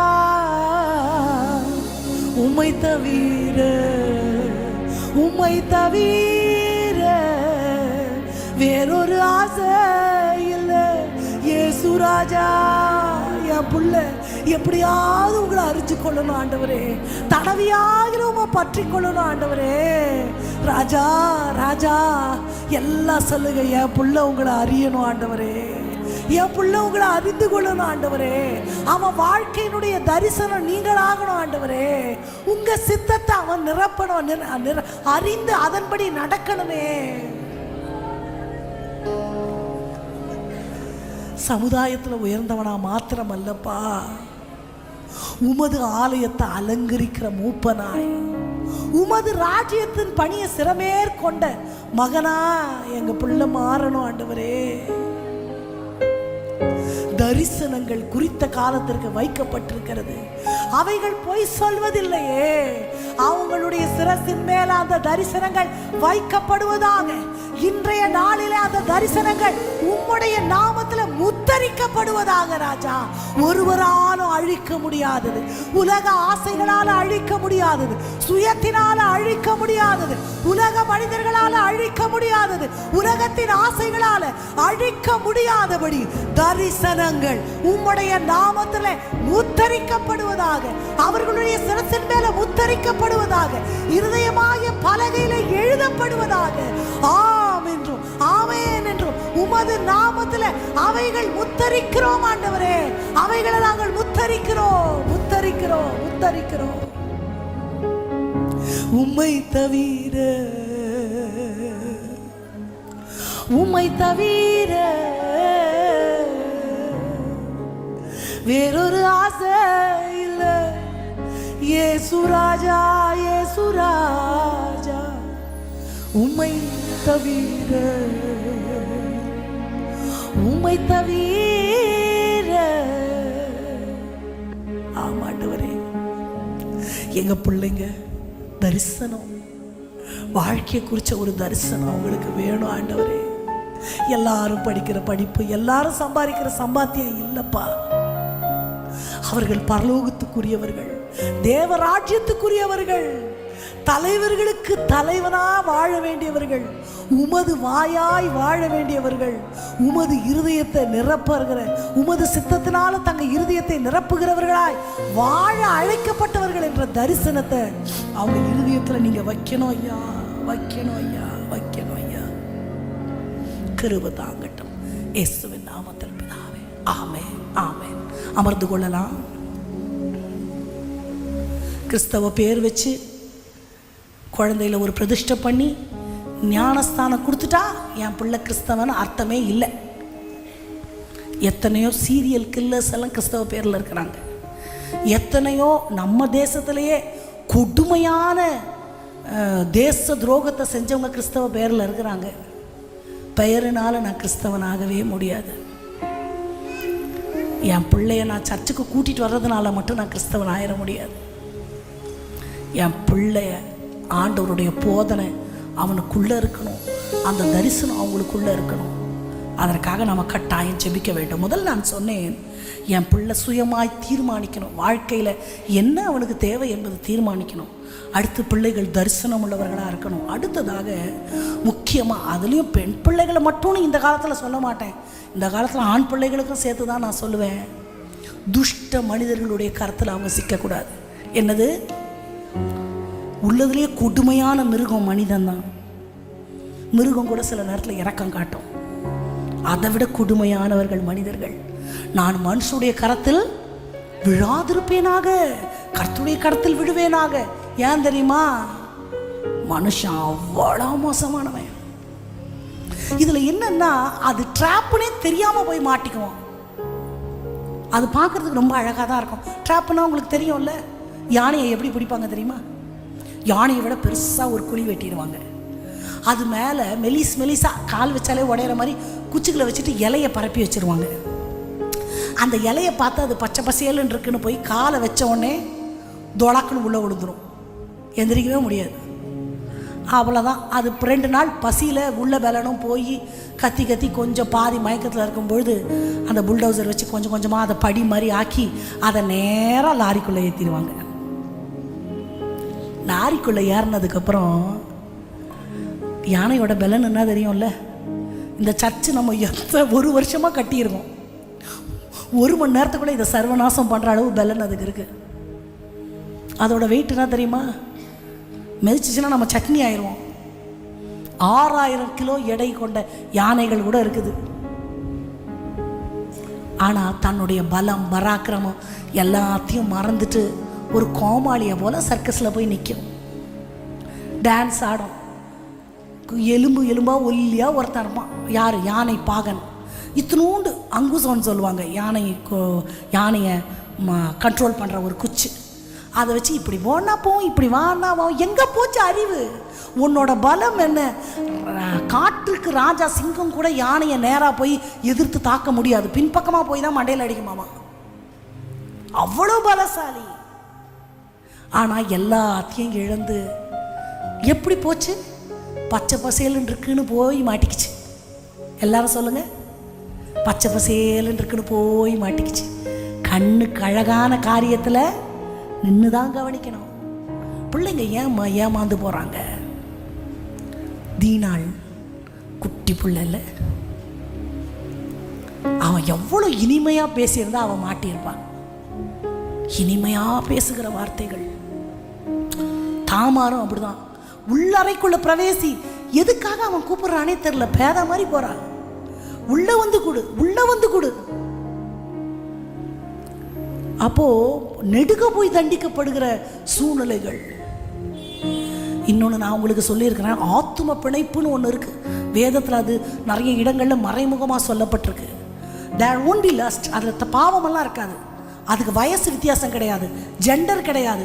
ஆனால் ஒரு மனுஷனுக்குள்ள அடிமையாயிடுவோம். அவங்க இல்லாமல் இருக்கவே முடியாது. அவங்களுக்காக மனைவியை விட்டு கொடுத்துருவாங்க, கணவனை விட்டு கொடுத்துருவாங்க, பிள்ளையை விட்டு கொடுத்துருவாங்க, உயிரை கூட விடுறதுக்கு தயங்க மாட்டாங்க. அவங்க போய் சாகுனா செத்துருவாங்க. டிமானிக். ஒரு மனுஷனுக்கு ஒரு மனுஷன் எப்படி அடிமையாக முடியுமா? ஆமா, அன்பை காட்டி தான் அடிமையாவாங்க. அதுக்கு தவறான உறவு இருக்கணும்னு அவசியமே இல்லை. வயசானவங்களா கூட இருப்பாங்க, ஆனால் இப்படி புடியில கண்ட்ரோலில் வச்சிருப்பாங்க. அவங்க கண்ட்ரோலை மிஞ்சி இவங்களால வரவே முடியாது. துஷ்ட மனிதர்கள் கைகளில் பிள்ளைகள் சிக்கக்கூடாது. கணக்கெடுப்பு படி ஒரு வருஷத்தில் இந்தியாவில் 29,000 கொலைகள். எவ்வளவா? 29,000. எதுக்காக? பணம், நகை, சொத்து. நகை பணத்தை வச்சு எத்தனை நாள் சாப்பிட போகிறோம்? சொத்து எவ்வளோ? ஒரு தலைமுறைக்கு தான் அனுபவிக்க முடியும், அடுத்த நான் செத்து தான் போக போகிறேன். கற்பழிப்பு. இப்படிப்பட்ட உலக பிரகாரமான காரியங்களுக்காக ஒரு ஜீவனை வேட்டையாடுகிறது எவ்வளவு ஒரு மோசமான காரியம். அந்த குடும்பம் தவிக்குமே. பெற்றவங்களும் உடன்பிறப்புகளும் வடிக்கிற கண்ணீருக்கு காசு கொடுக்க முடியுமா? 29,000 கொலைகள் பதிவாகி இருக்கிறது. கொலை பண்ணுவாங்கன்னு தெரிஞ்சால் அவங்கள வீட்டில் விடுவோமா? அதான் ஒரு பழமொழி, ஆங்கில ரஷ்யன் போயட்டுன்னு நினைக்கிறேன், பழமொழி ப்ராவர்புன்னு நினைக்கிறேன். தொடர்றதுக்கு யாரை நான் அனுமதி கொடுக்குறேனோ அவங்க தான் என் கழுத்தை பிடிப்பாங்களாம். எப்படி? முன்ன பின்ன தெரியாதவங்களை தொட விடுவோமா? நான் யாரை தொடர்றதுக்குன்னு அனுமதி கொடுக்குறேனோ அவங்க தான் என் கழுத்தை பிடிப்பாங்களாம். அப்போது பிள்ளைகள் அதுக்குன்னு யார்கிட்டையுமே பழகாமல் அப்படி வாழ நம்ம முடியாது. நமக்கு நண்பர்கள் தேவை, உறவுகள் தேவை. ஆனால் மனிதர்களை இனங்கண்டு கொள்ளணுமே. என் பிள்ளைங்க துஷ்ட மனிதர் கையில் சிக்கக்கூடாது. அதுக்காக ஒரு விசேஷத்தை ஜெபிக்க போகிறோம். அதுவும் அதே நேரத்தில் பகுத்தறியணும். யார் நல்லவங்க, துஷ்டர் யார், நல்லவங்க யார். நன்மையும் அறிந்து கொள்ளணும், துஷ்டத்தனத்தையும் இனங்கண்டு கொள்ளணும். ஆமாவா? இந்த பொள்ளாச்சி சம்பவத்தில் அந்த ஒரு பொம்பளை புள்ள கதறலை கேட்டு நிறைய பேருக்கு பிபி ஏறிடுச்சு. அதில் அந்த பொண்ணு சொல்லும், ஃப்ரெண்டு மாதிரி தானே என்கிட்ட பழகுனேன், என்னை வெளியே கூப்பிட்டு போகிறேன். அப்போ என்னென்னா ரொம்ப that would be attractive at the beginning. தொடக்கத்தில் அது ரொம்ப இனிமையாக இருக்குது, அவங்களால கண்டுபிடிக்கவே முடியாது. அங்கே தான் தெய்வத்தினுடைய ஞானம் பிள்ளைகளுக்கு வேண்டும். அல்லேலூயா. சில டைம் சொன்னால் கூட அவங்களுக்கு புரியாது. சிம்சோன் ஒரு தடவை உண்மையை சொல்கிறான், அவன் மாட்டி விடுறான், பெலிஸ்தர் வந்துட்டாங்க. 2 தடவை. அடுத்த அறிவு வரணும்ல. அறிவு அப்படியே மழுங்கி போயிடுது. டேய் லூசு, நம்மளா இருந்தால் சொல்லியிருப்போம், உனக்கு அறிவுன்னு ஒன்று இருக்கா? ஏற்கனவே இப்படி போய் தானே மாட்டிக்கிட்டேன், திருப்பியும் அவன் மடியில் போய் உட்காந்துக்கிட்டு எதுக்கு உண்மையை சொல்லிட்டு இருக்கிறேன்? நம்மளா இருந்தால் என்ன கேட்டிருப்போம்? அறிவை அடமானம் வச்சியா கேட்டிருப்போமா இல்லையா? என்னன்னா சுய நினைவையே இழந்து விடுகிறது, சுய ஞானத்தையே இழந்து விடுகிறது, ஒரு அரை மென்டல் நிலைமைக்கு போயிடுறது. கொஞ்சம் தெளிஞ்சு வந்த பிறகு சொல்லுவாங்க, நான் ஒரு இல்யூஷன்ல இருந்தேன். சில பேர் நான் மந்திரத்தில் இருந்தேன், மருந்து சாப்பிட்டேன், எனக்கு அப்போ பிரெயினே வேலை செய்யலை, இப்போதான் எனக்கு கண்கள் திறக்கப்பட்ட நிலைமையில் இருக்கு, ஒரு மாயாஜாலத்துக்குள்ள இருந்த மாதிரி இருக்கிறேன் சொல்லி நீங்க கேள்விப்பட்டிருக்கீங்களா? What is it mean? It is totally demonic, I could சே. அப்போ ஆண்டவர் அந்த தெளிந்த புத்தி, ஆவியானவருக்கு ஒரு வார்த்தை இருக்கிறது. அவர் என்ன சொல்றாரு? பலமும் அன்பும் தெளிந்த புத்தியும் உள்ள ஆவி. ஆவியானவர் இருந்தாதான் சகல சத்தியத்துக்குள்ள நம்மளை நடத்துவார். ஆவியானவர் இருந்தாதான் அந்த அறிவை நமக்கு தருவார். அதுக்கு நான் அறிவாளியா இருக்கணும்னு அவசியம் இல்லை. ஆவியானவர் என் மேலே இருக்கிறார், அனுதினமும் என்னை நடத்திடுவார். சத்தியாவி எனக்குள்ளே சகலமும் போதித்து நடத்திடுவார். வார்த்தை சொல்லுதா இல்லையா? அந்த ஆவி எனக்குள்ள இருக்கணும், என் புள்ளக்குள்ள இருக்கணும். துஷ்டர்களை இனங்கண்டு விலகணும், பரிசுத்தவான்களை பகுத்தறிந்து அவர்களோடு உள்ள உறவுல பலப்படணும். அப்படி ஒரு கிருபை என் பிள்ளைய தாங்கணும்னு எல்லாரும் கண்களை மூடி ஜெபிக்கலாமா? ஆமா ஆண்டவரே, ஆபத்து நிறைந்த உலகத்துல நான் வாழ்கிற ஆண்டவரே, விக்கிரங்கள் நிறைந்த உலகத்துல நான் வாழ்கிற ஆண்டவரே, துஷ்ட மனிதர்கள் நிரம்பின உலகத்துல நான் வாழ்கிறேன். நீங்க தான் பாதுகாப்ப கட்டளையிடணும் ஆண்டவரே. எங்களால ஒன்று முடியாது ராஜா, உமது கிருபை இல்லாமல், உமது தயவு இல்லாமல் எங்களால ஒன்று செய்ய முடியாது ராஜா. இறங்குமையா மனம், இறங்குமையா, இறங்குமையா மனம், இறங்குமையா. ரெண்டு கரங்களை ஆண்டவர் இடத்துல ஏதோ ஒன்றை பெறுவது போல உயர்த்தி கொள்ளலாமா? தாய்மார், தகப்பன்மார், பிள்ளைகள் எல்லாரும் ரெண்டு கரங்களை தேவனிடத்துல உயர்த்தி கொண்டு பகுத்தறிகிற ஞானம் எனக்கு வேணும் ஆண்டவரே. துஷ்டர்களை இனங்கண்டு கொள்வதற்கான விசேஷித்த ஞானம் எனக்கு வேணும் ஆண்டவரே. பேதைகளை போல வெகு தூரம் போய் நாங்க தண்டிக்கப்படக்கூடாது ஆண்டவரே. புறாக்களை போல கபடற்றவர்களா இருந்தாலும் சர்ப்பத்தை போல வினாவுள்ளவர்களா இருங்கன்னு நீங்க சொல்லி கொடுத்துருக்கிறீங்களேப்பா. அந்த அனந்த ஞானம் எனக்குள்ள, பிள்ளைகளுக்குள்ள, எங்க சந்ததிக்குள்ள உண்டாவதாக, பேதைத்தனங்கள் மாறுவதாக ராஜா. இறக்க செய்கிற தெய்வம் உமது கரம். இறங்குங்க ஆண்டவரே, இறங்குங்க ஆண்டவரே. ஒரு குருவி அடிக்கப்படுவது போல, ஒரு ஆட்டுக்குட்டி அடிக்கப்படுவது போல எங்க பிள்ளைகள் போவதை எங்க கண்கள் பார்க்க கூடாது. நீங்க இறக்க செய்யணும்னு நான் ஜெபிக்கிறேன். திருக்கரங்கள்ல ஒப்பு கொடுக்கிறோம் இயேசுவின் நாமத்தில் பிதாவே. ஆமென், ஆமென், ஆமென். 4 காரியங்களை நம்ம பார்த்தோம். 5வதாக ஒரு காரியத்தை என்ன பார்க்க போகிறோம்னா, நம்ம பிள்ளைகளுக்கு மனுஷர் கண்களில் தயவு வேண்டும். எல்லாரும் சொல்லுவோமா? மனுஷர் கண்களில் வேண்டாம் நம்ம யாருமே சொல்ல முடியாது. எஸ்தருக்கு ஏகாயின் கண்களில் தயவு கிடைத்தது. அப்படின்னா என்ன? எஸ்தர் ராஜாவுக்கு முன்னாடி போய் நிற்கணும். அவளை மாதிரி, அவளை விட அழகிங்க கூட அங்கே வந்திருப்பாங்க இல்லையா? ராஜாக்கள் அந்த ராஜாவை போய் பார்க்கறதுக்கு அவ்வளோ ஆயத்தம், பல மாதங்கள் ப்ரிப்பரேஷன். அதுக்கு கன்னி மாடம்னு ஒரு இடம், அந்த இடத்துக்கு வார்டன் வைக்கலாமா, மேனேஜர், ஒழிவள், ஏதோ ஒன்று வச்சுக்கலாம். அப்படி ஒரு தலைவன் தான் அந்த ஏகாய். அத்தனை பெண்கள் வந்திருந்தாலும் இவருக்கு இந்த எஸ்தர் மேலே ஒரு ஸ்பெஷல் கன்சர்ன், ஒரு அக்கறை இருந்துச்சுல்ல.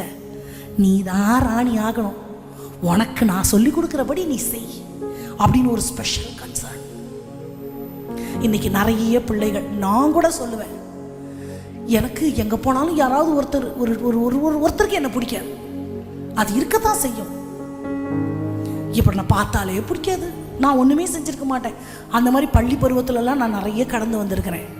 அதுக்கு காரணம் இருந்திருக்கலாம், இல்லாமல் கூட இருந்திருக்கலாம். உங்களில் கூட சில பிள்ளைகள் என்னிடத்துல வந்து சொல்வது, அந்த ஃபேக்கல்ட்டிக்கு என்னை பார்த்தாலே ஆகலாம் ஆண்டி, என்னை பார்த்தாலே அவர் வந்து இரிட்டேட் ஆகுறாரு, எனக்கு ஏனே தெரியலை. நான் சொன்னேன், ஜெபம் பண்ணு கண்ணா. மனுஷ கண்களில் தயவுன்றது ஆண்டவர் தருகிற ஒரு பிளஸ்ஸிங். அதிகாரிகள் கண்களில் நமக்கு தயவு கிடைக்கணும். அவங்க நல்லவங்க, அப்படி இருக்க மாட்டாங்க, அவங்க பாவம், அவங்களுக்கு ஒரு இரக்கம் செய்வோம், அவங்கள உயர்த்துவோம். இயேசு கிறிஸ்து பூமியில் வாழ்ந்த நாட்களில் எப்படி வாழ்ந்தார்? தேவ கிருபையிலும் மனுஷர் தயவிலும் அதிகமாய் விருத்தி அடைந்தார். சாமுவேலை குறித்து வேதம் சொல்லுகிறது, தேவனுடைய பார்வைக்கும் மனுஷனுடைய பார்வைக்கும் ஏற்புடையதாய் வளர்ந்தார். அப்போ தேவனுக்கும் பிரியம் மனுஷனுக்கும் பிரியம்ன்றது கிறிஸ்துவினுடைய நேச்சர், கிரைஸ்ட் லைக் டைப்பாலஜி அது. அப்போது எனக்கு நம்ம எந்த அதிகாரிகள்கிட்டையும் இருக்க போகிறதில்ல. நம்மளுடைய நீங்கள் வேலை செஞ்சால் நமக்கும் அது வேணும். என் பிள்ளைக்கு உயர் அதிகாரிகள், அவங்களுடைய தலைவர்கள், அவங்களுக்கு மேற்பட்டவர்கள், கூட இருக்கிற சக மனிதர்கள், இவங்க கண்களில் தயவு வேணும். நான் சொல்கிறேன், நான் வந்து ஒரு 8வது 9வது படிக்கும்போது கொஞ்சம் ஹைட்டாக வளர்ந்துட்டேன். அது வரைக்கும் குட்டையாக இருந்தேன். அந்த முன்னாடி பெஞ்சில் உட்காரும்போது, பின்னாடி போ நீ நெட்ட கொக்கு, பனைமரம், என்னென்னமோ பேர் சொல்லுவாங்க. இப்போ அதை பற்றிலாம் கவலைப்படல, உன்னை விட நான் உயரமாக இருக்கேன் போப்பான்ட்டு போகிறேன். அப்போது அது ஒரு ஒரு ஹியூமிலியேஷனாக இருக்கும், ஒரு ஹியூமிலியேட் பண்ணுற மாதிரி இருக்கும். அசம்பிளியில் முன்னாடி நிற்காத, நீ மறைக்கிற இதையெல்லாம் ஒருபடி தாண்டி நீ பொண்ணு மாதிரியே இல்லை பையன் மாதிரி இருக்கிறேன்னு சொல்ல ஆரம்பித்தாங்க பிள்ளைங்க என்னைய. எனக்கு என்னோட ஜெண்டர்லேயே ஒரு சந்தேகம் வந்துச்சு. நிஜமா அதை நினச்சி ஒரு நான் பொண்ணு இல்லையோ, நான் பையனோ, அப்படியெல்லாம் ஒரு மனசுக்குள்ள ஒரு ஒரு குழப்பம். அதை யார்கிட்டையும் சொல்ல முடியல. மெதுவாக போய் எங்கள் அம்மா கிட்ட, நான் ஏன் கொஞ்சம் உயரமாக இருக்கேன்னு கேட்டேன். எங்கள் அம்மா என்னை ரொம்ப அழகாக வழி நடத்தினாங்க. இது பயங்கர பர்சனாலிட்டி, நீ பாரு போலீஸ் எல்லாம் எப்படி உயரமாக இருக்கிறாங்க, எல்லாம் உயரமாக இருந்தால் பெரிய அந்தஸ்தில் இருக்கிறவங்க தான் உயரமாக இருப்பாங்க. உனக்கு என்ன ட்ரெஸ் போட்டாலும் அழகாக இருக்கும், நீ இப்படி தான் இருக்கணும், குனிஞ்சியெல்லாம் உட்காராத, நிமிந்து உட்காரு அப்படின்னு எங்கள் அம்மா நிறைய எனக்கு பாசிட்டிவாக சொல்லி, அப்போ ஒரு குச்சி ஒல்லி, அப்போ இன்னும் உயரமாக தெரியும்ல, குண்டானதான் அப்படி தெரியல. அப்போது அந்த ஜெண்டர் மேலே ஒரு சஸ்பெக்ஷன் வரும்போது என்னால் எதுலேயுமே கான்சன்ட்ரேட் பண்ண முடியல. இது எல்லாம் ஒன்றுமே இல்லைன்றது அதுக்கப்புறம் தெரிஞ்சிச்சு. ஆனால் ஏன் இந்த பிள்ளைங்க இப்படி வந்து ஒரு நெகட்டிவான ஒரு காரியத்தை எனக்குள்ளே விதைச்சாங்கன்னு நினச்சி பார்க்குறேன். அவங்களுக்கு என்ன தெரியும்? அதுதான் சொல்கிறேன், சுற்றி இருக்கிறவங்க எல்லாம் அவங்க கண்களில் நமக்கு தயவு வேணும், அவங்க நம்மளை நேசிக்கணும். இந்த ஸ்கூலில் பிள்ளைங்க யாராவது ஒன்று ஒதுக்கி வச்சிடும், ஒன்று நோஞ்சா மாதிரி இருக்கும், ஒதுக்கி வச்சிடும். அந்த குழந்தைக்கு எப்படி இருக்கும்? ஐயோ நம்ம இப்படி இருக்கிறோமே, யாரும் நம்மக்கிட்ட பழகலை, யாரும் நம்மக்கிட்ட பேசலை, கொஞ்சம் பேக்கு மாதிரி இருக்கும், எழுத்து பேச தெரியாது, இதுங்க எல்லாம் போய் அதை கொட்டு வைக்கும். அப்போது என் பிள்ளை அந்த ஒதுக்கப்பட்ட கூட்டத்தில் இருந்தால் நான் என்ன பண்ணுவேன்? ஜெபிக்கணும். சுற்றி இருக்கிற மனிதர்கள் கண்களில் தயவு. எல்லாரும் நம்ம சமூகத்தோடு சேர்ந்து வாழுகிற மனிதன் வந்து ஒரு சோஷியல் அனிமல்னு சொல்லுவோம் இல்லையா, சமுதாயத்தோடு சேர்ந்து வாழுகிற வாழ்க்கை தான் நமக்கு இஷ்டம். அப்போ என் பிள்ளைக்கு வந்து அப்படிப்பட்ட ஒதுக்குதல்கள் வரக்கூடாது. என் பிள்ளை யாரும் ஒதுக்கிடக்கூடாது, என் பிள்ளை ஒதுங்கி இருந்துடக்கூடாது. எல்லா கண்களிலும் தயவு, எல்லாரும் நேசிக்கிற ஒரு வாழ்க்கை, எல்லாருக்கும் பிரியமுள்ள ஒரு வாழ்க்கை. அல்லேலூயா. கண்களை மூடி ஜெபிக்கலாமா? அப்பா, எங்கேயும் ஒதுக்கப்படுகிற சூழ்நிலையை எங்கள் பிள்ளைங்க பார்க்கக்கூடாது. உங்கள் சத்தம் கேட்கப்படட்டுமே. சத்தமாக ஜெபிக்கலாமா? சத்தமா இன்னும் கூட கொஞ்சம் சத்தமா.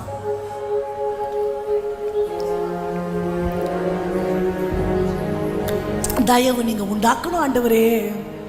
அதிகாரிகள் கண்களில் தயவு உண்டாக்கணும் ஆண்டவரே. மேலதிகாரத்தில் உள்ளவர்கள் கண்களில் தயவு, நண்பர்கள் மத்தியில் தயவு, ஒரு நல்ல பெயர் என் பிள்ளைகளுக்கு என்றேக்கும் உண்டாகட்டும் ஆண்டவரே.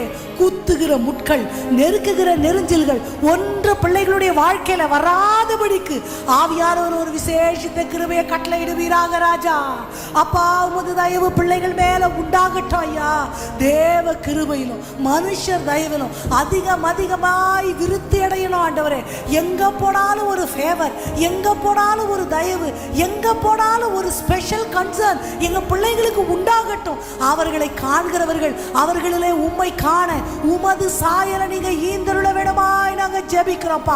பார்க்கிறவர்கள் கண்களில் அவர்கள் உமது பிரதிபலிப்பாய் காணப்படட்டும் ஐயா.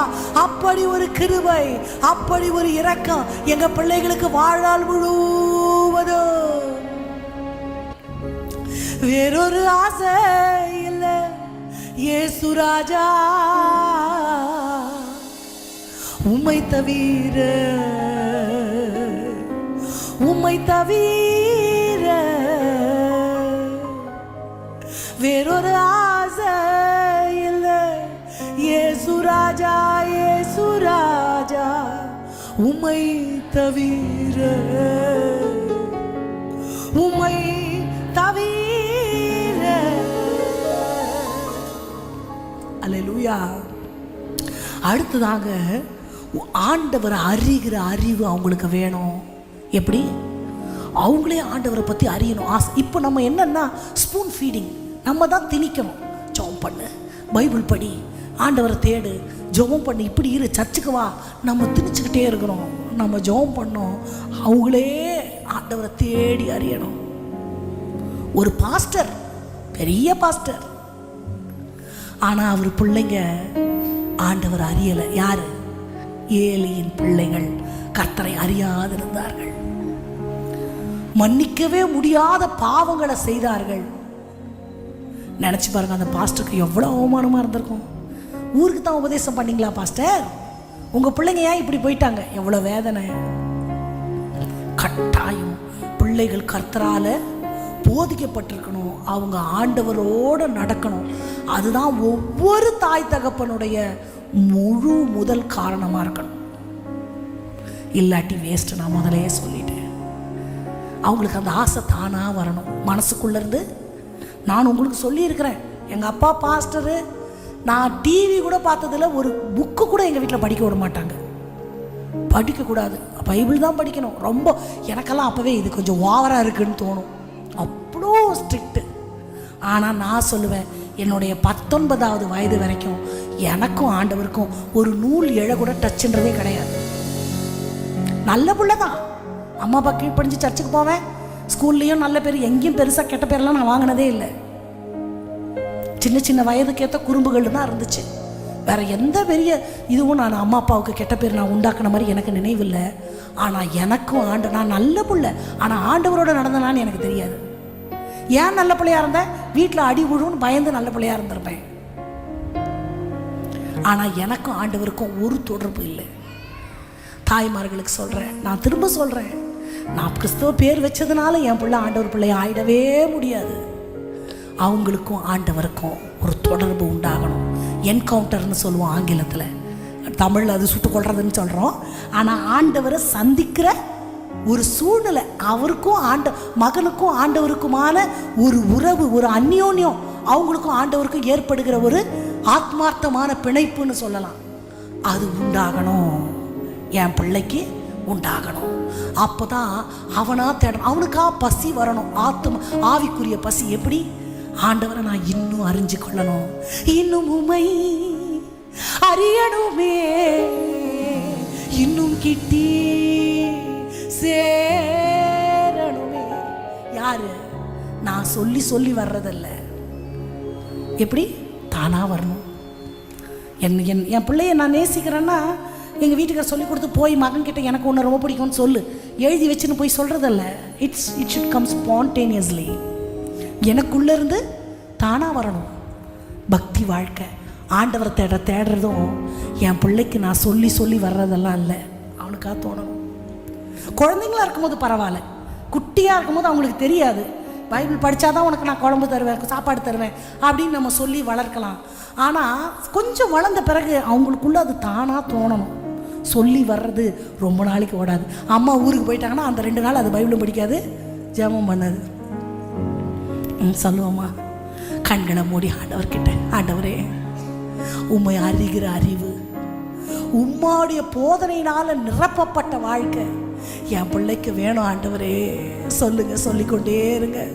அவனா பைபிள் படிக்கணும், அவனா வேதத்தின் ஆழங்களை தியானிக்கணும், அவனா முழங்கால் போட்டு போட்டு ஜெபிக்கணும், அவனா ஒரு நாளை விசேஷித்த ஆலயத்தில் வந்து உட்காரணும், அவன் தனியாக ஒர்ஷிப் பண்ணுறதை என் கண்களால் நான் பார்க்கணும் ஆண்டவரே.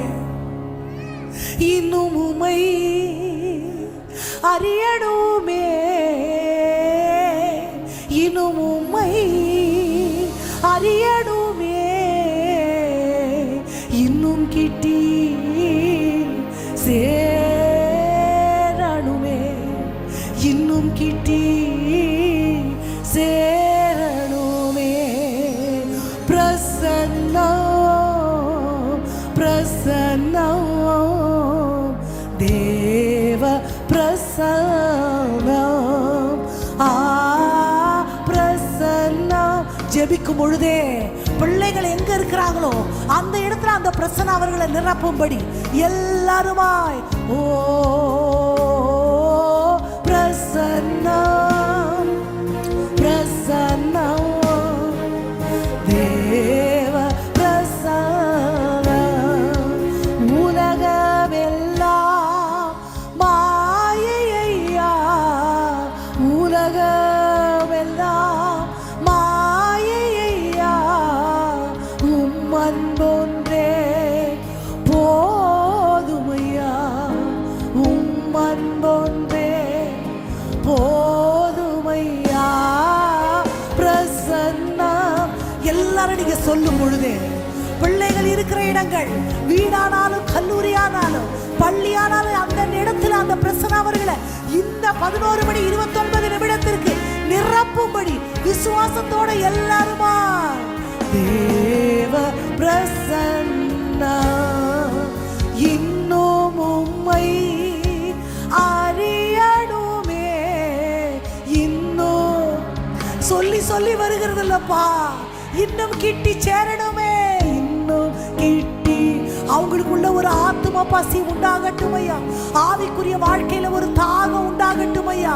இன்னும் அறிகிற அறிவின் மேன்மைக்குள்ளே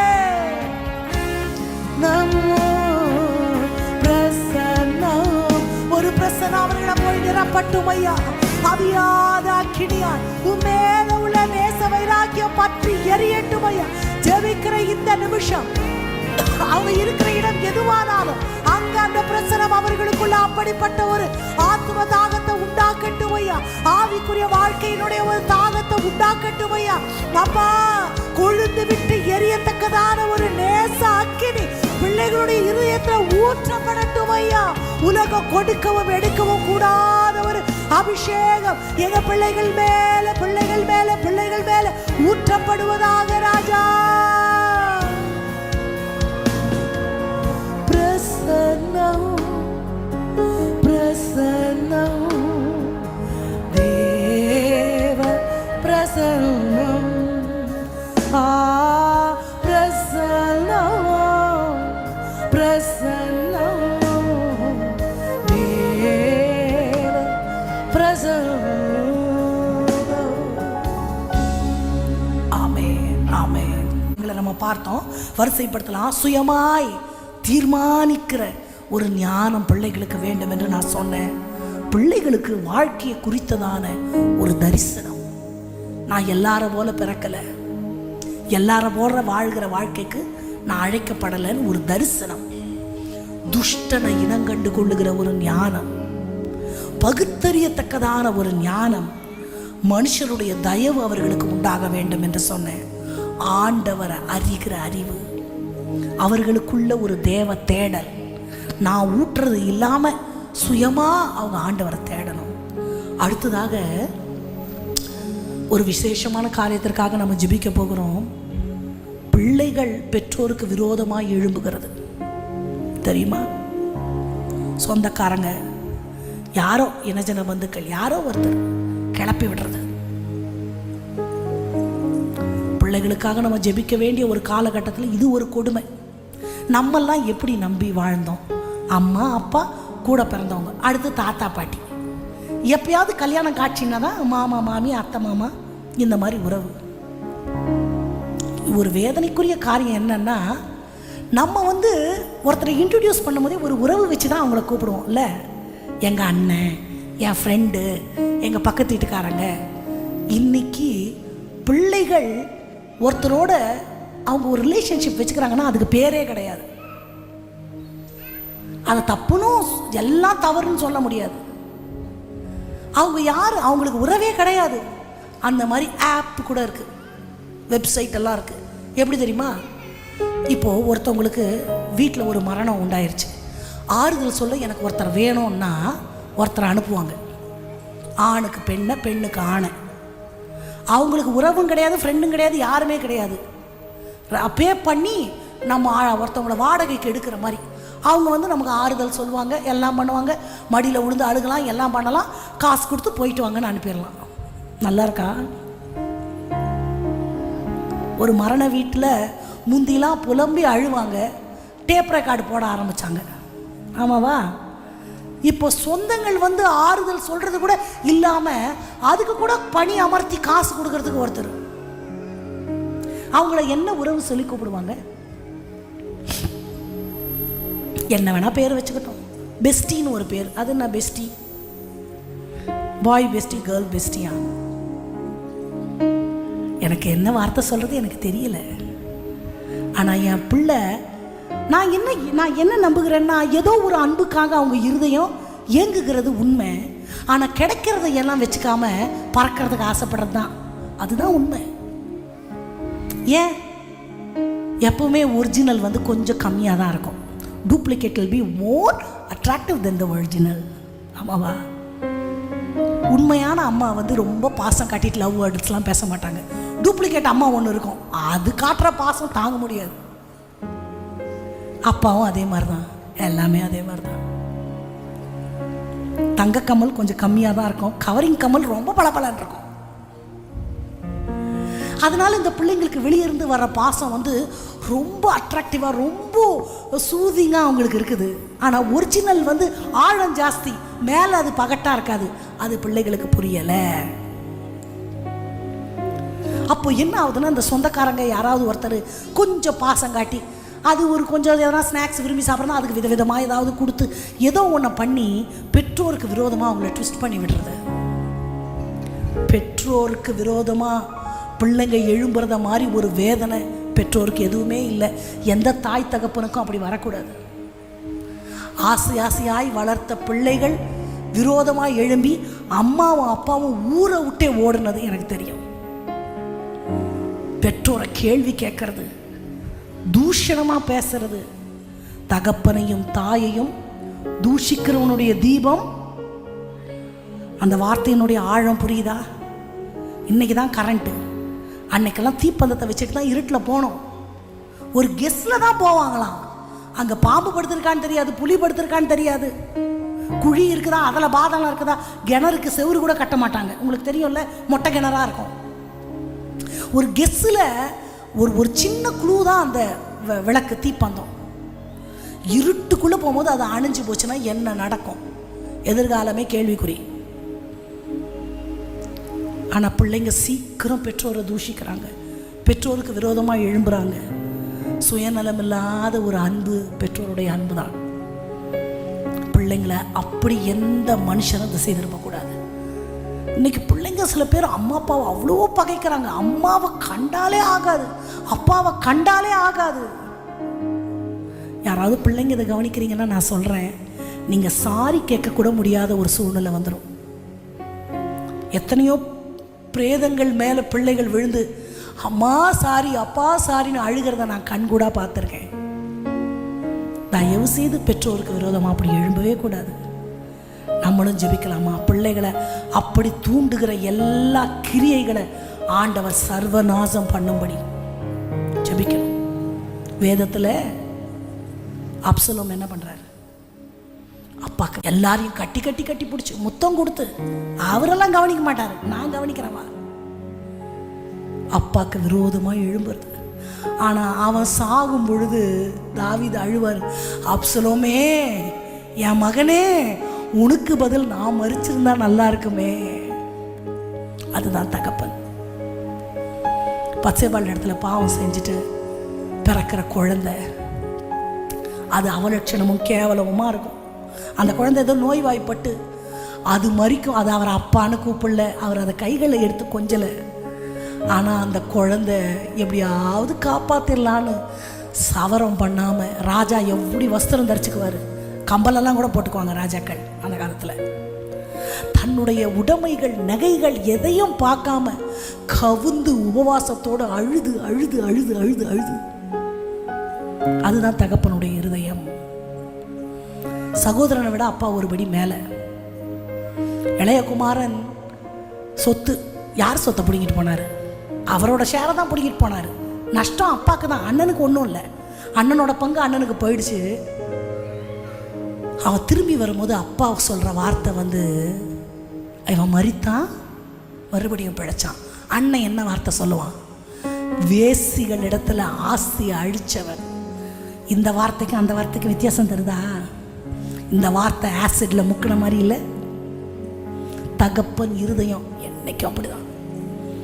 பிள்ளைகள் என்னைக்கும் பெற்றோரை தூஷிக்கிற துணிகரம் அவங்களுக்கு வரவே கூடாது. அவனுடைய கண்களை நதியின் காகங்கள் பிடுங்கும். அப்படின்னா உனக்கு எதிர்காலமே இல்லைப்பா, உன் எதிர்காலம் இருட்டு. உன் வழியில உன் தீபம் அணைஞ்சு போவோம்னா இருட்டு தான். நீ அங்க எந்த ஆபத்து உனக்கு வரும்னு சொல்லவே முடியாது. இதை தான் பைபிள் சொல்லுது. கண்களை மூடலாமா? பெற்றோர் இதயத்தில் கை வச்சு சொல்லுங்க, என் பிள்ளைக்கு நான் நல்ல அம்மாவா நடக்காம இருந்திருந்தா நான் என்னை மாத்திக்கணும் ஆண்டவரே. என் பிள்ளைக்கு நான் ஏதாவது உன்மாதிரி வைக்க தவறி இருந்தா நான் என்னை மாத்திக்கிறேன். ஆனா எனக்கு விரோதமா என் பிள்ளைங்க எழும்ப கூடாது ஆண்டவரே. அப்படி ட்விஸ்ட் பண்ணுகிற மனிதனுடைய ஆவிகள் அவர்களை விட்டு அகன்று போகட்டும். இருதயத்தில் எழும்புகிற எண்ண அலைகள் இயேசுவின் நாமத்தில் சிறைபிடிக்கப்படுவதாக. ராஜா ஆண்டவரே, ஒரு அந்யோன்யம் தகப்பனுக்கும் பிள்ளைகளுக்கும் உண்டாகட்டும். அப்பா கூட பல வருடமா பேசாத பிள்ளைகள் மனம் திரும்பட்டும். அம்மாவை உக்கிர பகையா பகைக்கிற பிள்ளைகள் மனம் திரும்பட்டும். பிள்ளைகள் மேல பாசம் இல்லாத தாய்மார்களுடைய இருதயம் அப்பா அன்பினால நிரப்பப்படட்டும் ஐயா. அப்படிப்பட்ட சொந்தங்கள் எல்லாம் விலகட்டும். அந்த பிள்ளைகளை விட்டு அவங்க இருதயம் உணரட்டும். தாயின் அன்பை உணரட்டும். தகப்பனின் தியாகத்தை உணரட்டும் ஐயா. தகப்பனையும் தாயையும் தூஷிக்கிற துணிகரம் பிள்ளைகளுடைய இருதயத்தில் வராதபடிக்கு ஒரு பரிசுத்தமாக்கப்படுகிற தேவனுடைய பிரசன்னம் அவர்களை நிரப்பட்டும் ஐயா, நிரப்பட்டும் ஐயா, நிரப்பட்டும் ஐயா. குடும்பங்கள் அந்யோன்யமாய் இருக்கட்டும் ஐயா. அன்பு பெருகட்டும் ஐயா. வருகை பரியந்தம் அப்பா உமக்கு சாட்சிகளாய் அப்பா எல்லாரும் ஆச்சரியப்படும்படி எங்க பிள்ளைகள் உமக்குள்ளாய் வளரட்டும் ஐயா. குடும்பங்கள் அன்பினால வேறு ஒன்றப்படட்டும் ஐயா. சீர் பொருந்தப்படட்டும் ஐயா. சமாதான நதி போல் பாய்வதை எங்க கண்கள் காணட்டும் ஐயா. நன்றி ராஜா இயேசு ராஜா, நன்றி ராஜா இயேசு ராஜா, நன்றி ராஜா இயேசு ராஜா, நன்றி ராஜா இயேசு ராஜா. நீர் அப்படியாய் செய்ய போகிறபடினால நன்றி. எங்க கண்கள் அதை காண போகிறபடினால நன்றி. அநேக சாட்சிகளை நாங்க கேட்டு எங்க இருதயம் உமக்குள்ளாய் பூரித்து மகிழும்படி நாங்க உம்மிடத்துல கேட்கிறோம் ஐயா. கிருபை செய்யுங்க இயேசுவின் நாமத்தில் பிதாவே, ஆமென், ஆமென். எட்டாவது ஒரு முக்கியமான ஒரு காரியத்திற்காக நம்ம ஜெபிக்க போகிறோம். அதனால் உங்கள் எல்லாரையும் எழுந்து நிற்கணும்னு நான் கேட்குறேன். முடிஞ்சவங்க எழுந்து நின்று கொள்ளலாம், முடியாதவங்க உட்கார்ந்து கொள்ளலாம். இந்த ஸ்பெஷல் சில்ட்ரன் வச்சுருக்கிறேன்னு சொல்கிறாங்க இல்லையா, சரீரப்பிரகமாகவோ மனதிலையோ ஸ்பெஷல் சில்ட்ரன் இல்லையா, தே நீட் ஸ்பெஷல் கன்சர்ன். அப்படி அந்த பெற்றோருக்காக ஜெபிக்க போகிறோம். அவங்களுக்கு எவ்வளோ ஸ்ட்ரெஸ் இருக்கும் தெரியுமா?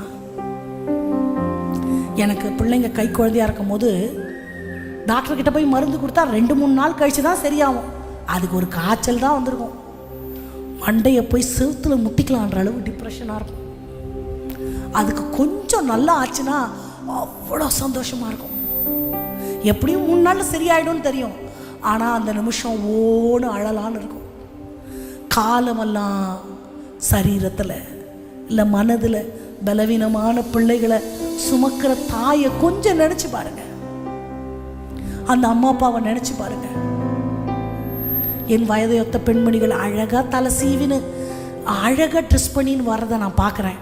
ஆனால் பலவீனமான பிள்ளையை வச்சுருக்க அம்மாவை பாருங்கள், அவங்க ஒரு ஒரு ஒரு க்ரூமிங்கில் இருக்க மாட்டாங்க. அவங்களால தன்னை ஒரு க்ரூமாக காமிச்சிக்க முடியாது. ஏன்? நேரமும் இல்லை, மனசும் இல்லை. ஊனன்ற வார்த்தையை சொல்லக்கூடாது. அப்படி இருக்க பிள்ளைங்க இப்போ ஃபிசிக்கலி அவங்க நல்லா இருக்கிறாங்க. இப்போ தான் நம்ம டவுன் சிண்ட்ரோம் கேள்விப்பட்டிருக்கோம், ஆனால் ஆட்டிசம் இதெல்லாம் நம்ம இப்போ தான் கேள்விப்படுறோம். இதுக்கு முன்னாடி அதெல்லாம் இருந்து நமக்கு பேர் தெரியலையா? மன இறுக்கம்னு சொல்கிறாங்க. குழந்தைக்கு எப்படி மன இறுக்கம் வரும்?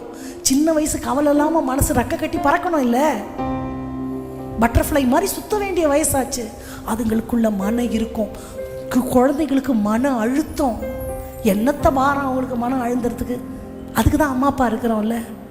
அப்படிப்பட்ட குழந்தைகள், அந்த மாதிரி குழந்தைய வளர்க்குற தாய்க்காக ரொம்ப ஜெபிக்கணும். நம்ம எல்லாரை விட பல மடங்கு டிப்ரெஷனில் இருப்பாங்க.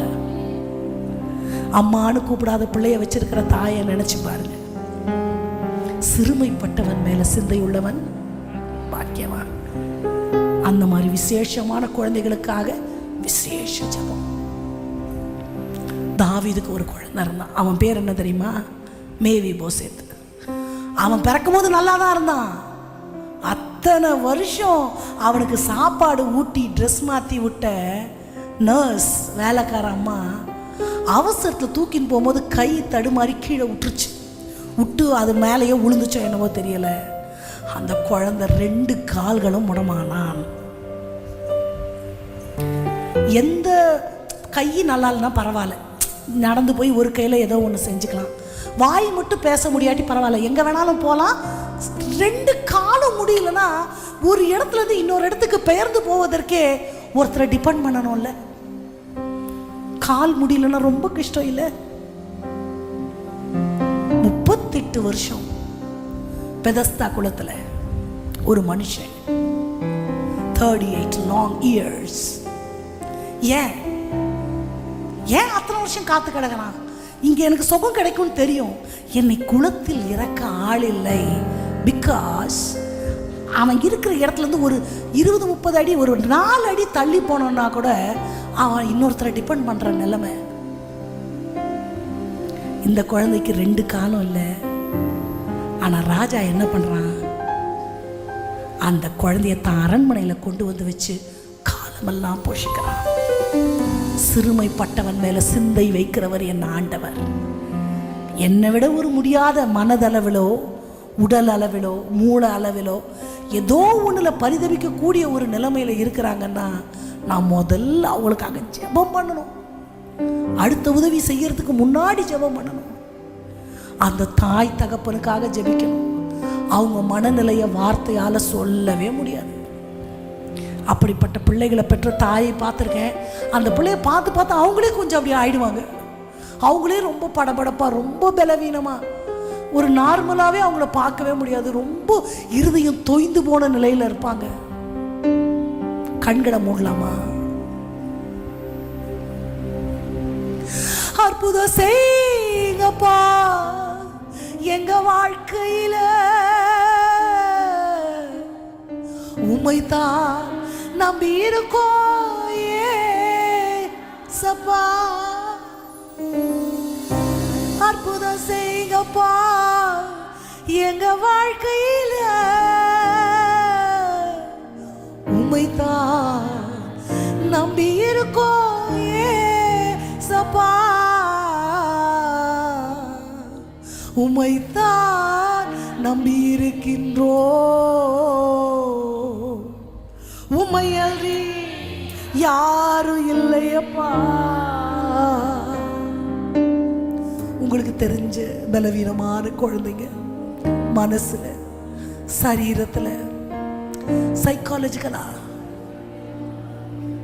அவங்க பேரெல்லாம் மனசுல சொல்லுங்க.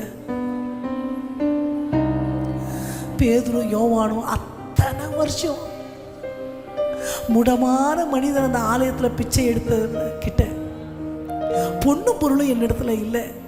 இயேசுவின் நாமத்தில் எழுந்து நடனும் பொழுது குதித்து எழுந்து நின்று நடந்தானே, அந்த மாதிரி அற்புதத்தை நாங்கள் பார்க்கணும். பத்திமேயு குருடனுக்கு கண்கள் திறக்கப்பட்ட மாதிரி அற்புதத்தை நாங்க பார்க்கணும். பெதஸ்தா குளத்துல 38 வருஷம் இருந்த குணமானதை நாங்க பார்க்கணும். படுக்கையில மேல் வீட்டு கூரையை இறக்கி திமிர்வாதக்காரன் சுகமாய் தன் படுக்கையை எடுத்துக்கொண்டு நடந்த அற்புதங்களை எங்க வாழ்க்கையில நாங்க பார்க்கணுமே. நொந்து நொந்து கொஞ்சமும் நிமிர முடியாத கூடிகளை போல வாழ்கிற தாய்மார்கள் இருதயத்தை பாருங்க. வாழ்க்கையே டிப்ரெஷன்ல போக்கி கொண்டிருக்கிற தகப்பனை பாருங்க.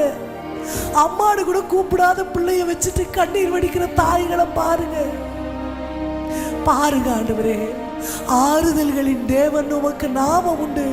உமது ஆறுதல்கள் நாங்க ஜெபிக்கிற இந்த நிமிஷம் அவங்க இருக்கிற அறைகளில் பிரவேசிக்கட்டும் ஐயா. உங்க கண்கள் உங்க கரங்கள் அவங்க கண்களில் வழிகிற கண்ணீரை துடைக்கட்டும் ஐயா. அவங்க இருதயத்தினுடைய ஏக்கங்களை உமது வார்த்தைகள் தேற்றட்டும் ஐயா. எங்க வார்த்தைகள் தேற்றாத ஆண்டவரே, எங்க முழங்கால்கள் அவங்க காயங்களை ஆற்றோன்னு நம்புறோம் ஐயா.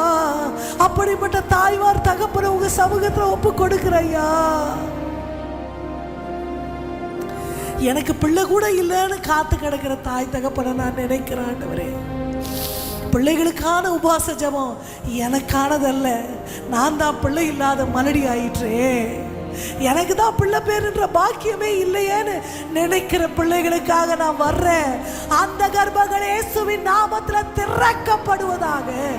எப்பத்தான் அடைக்கப்பட்டவைகள் திறக்கப்படுவதாக.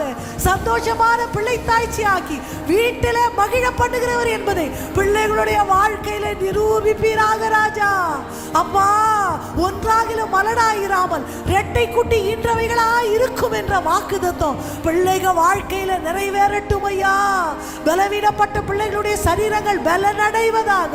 சத்துவம் இல்லாதவனுக்கு சத்துவத்தை பெருக பண்ணுகிறவர், எளியவர்களுடைய நியாயத்தை புரட்டாதபடி நினைவு கூறுகிற தெய்வம்.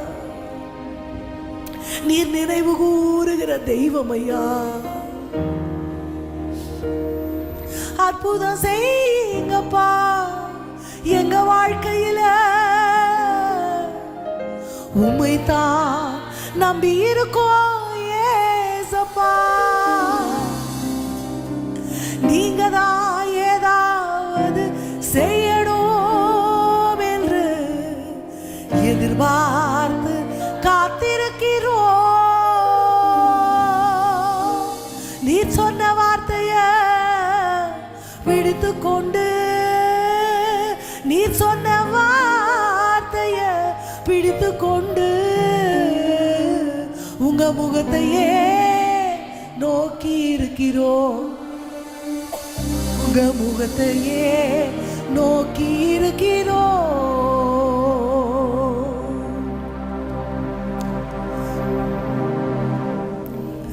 எங்க பிள்ளைகளை நீங்க நினைக்கணும் ஆண்டவரே.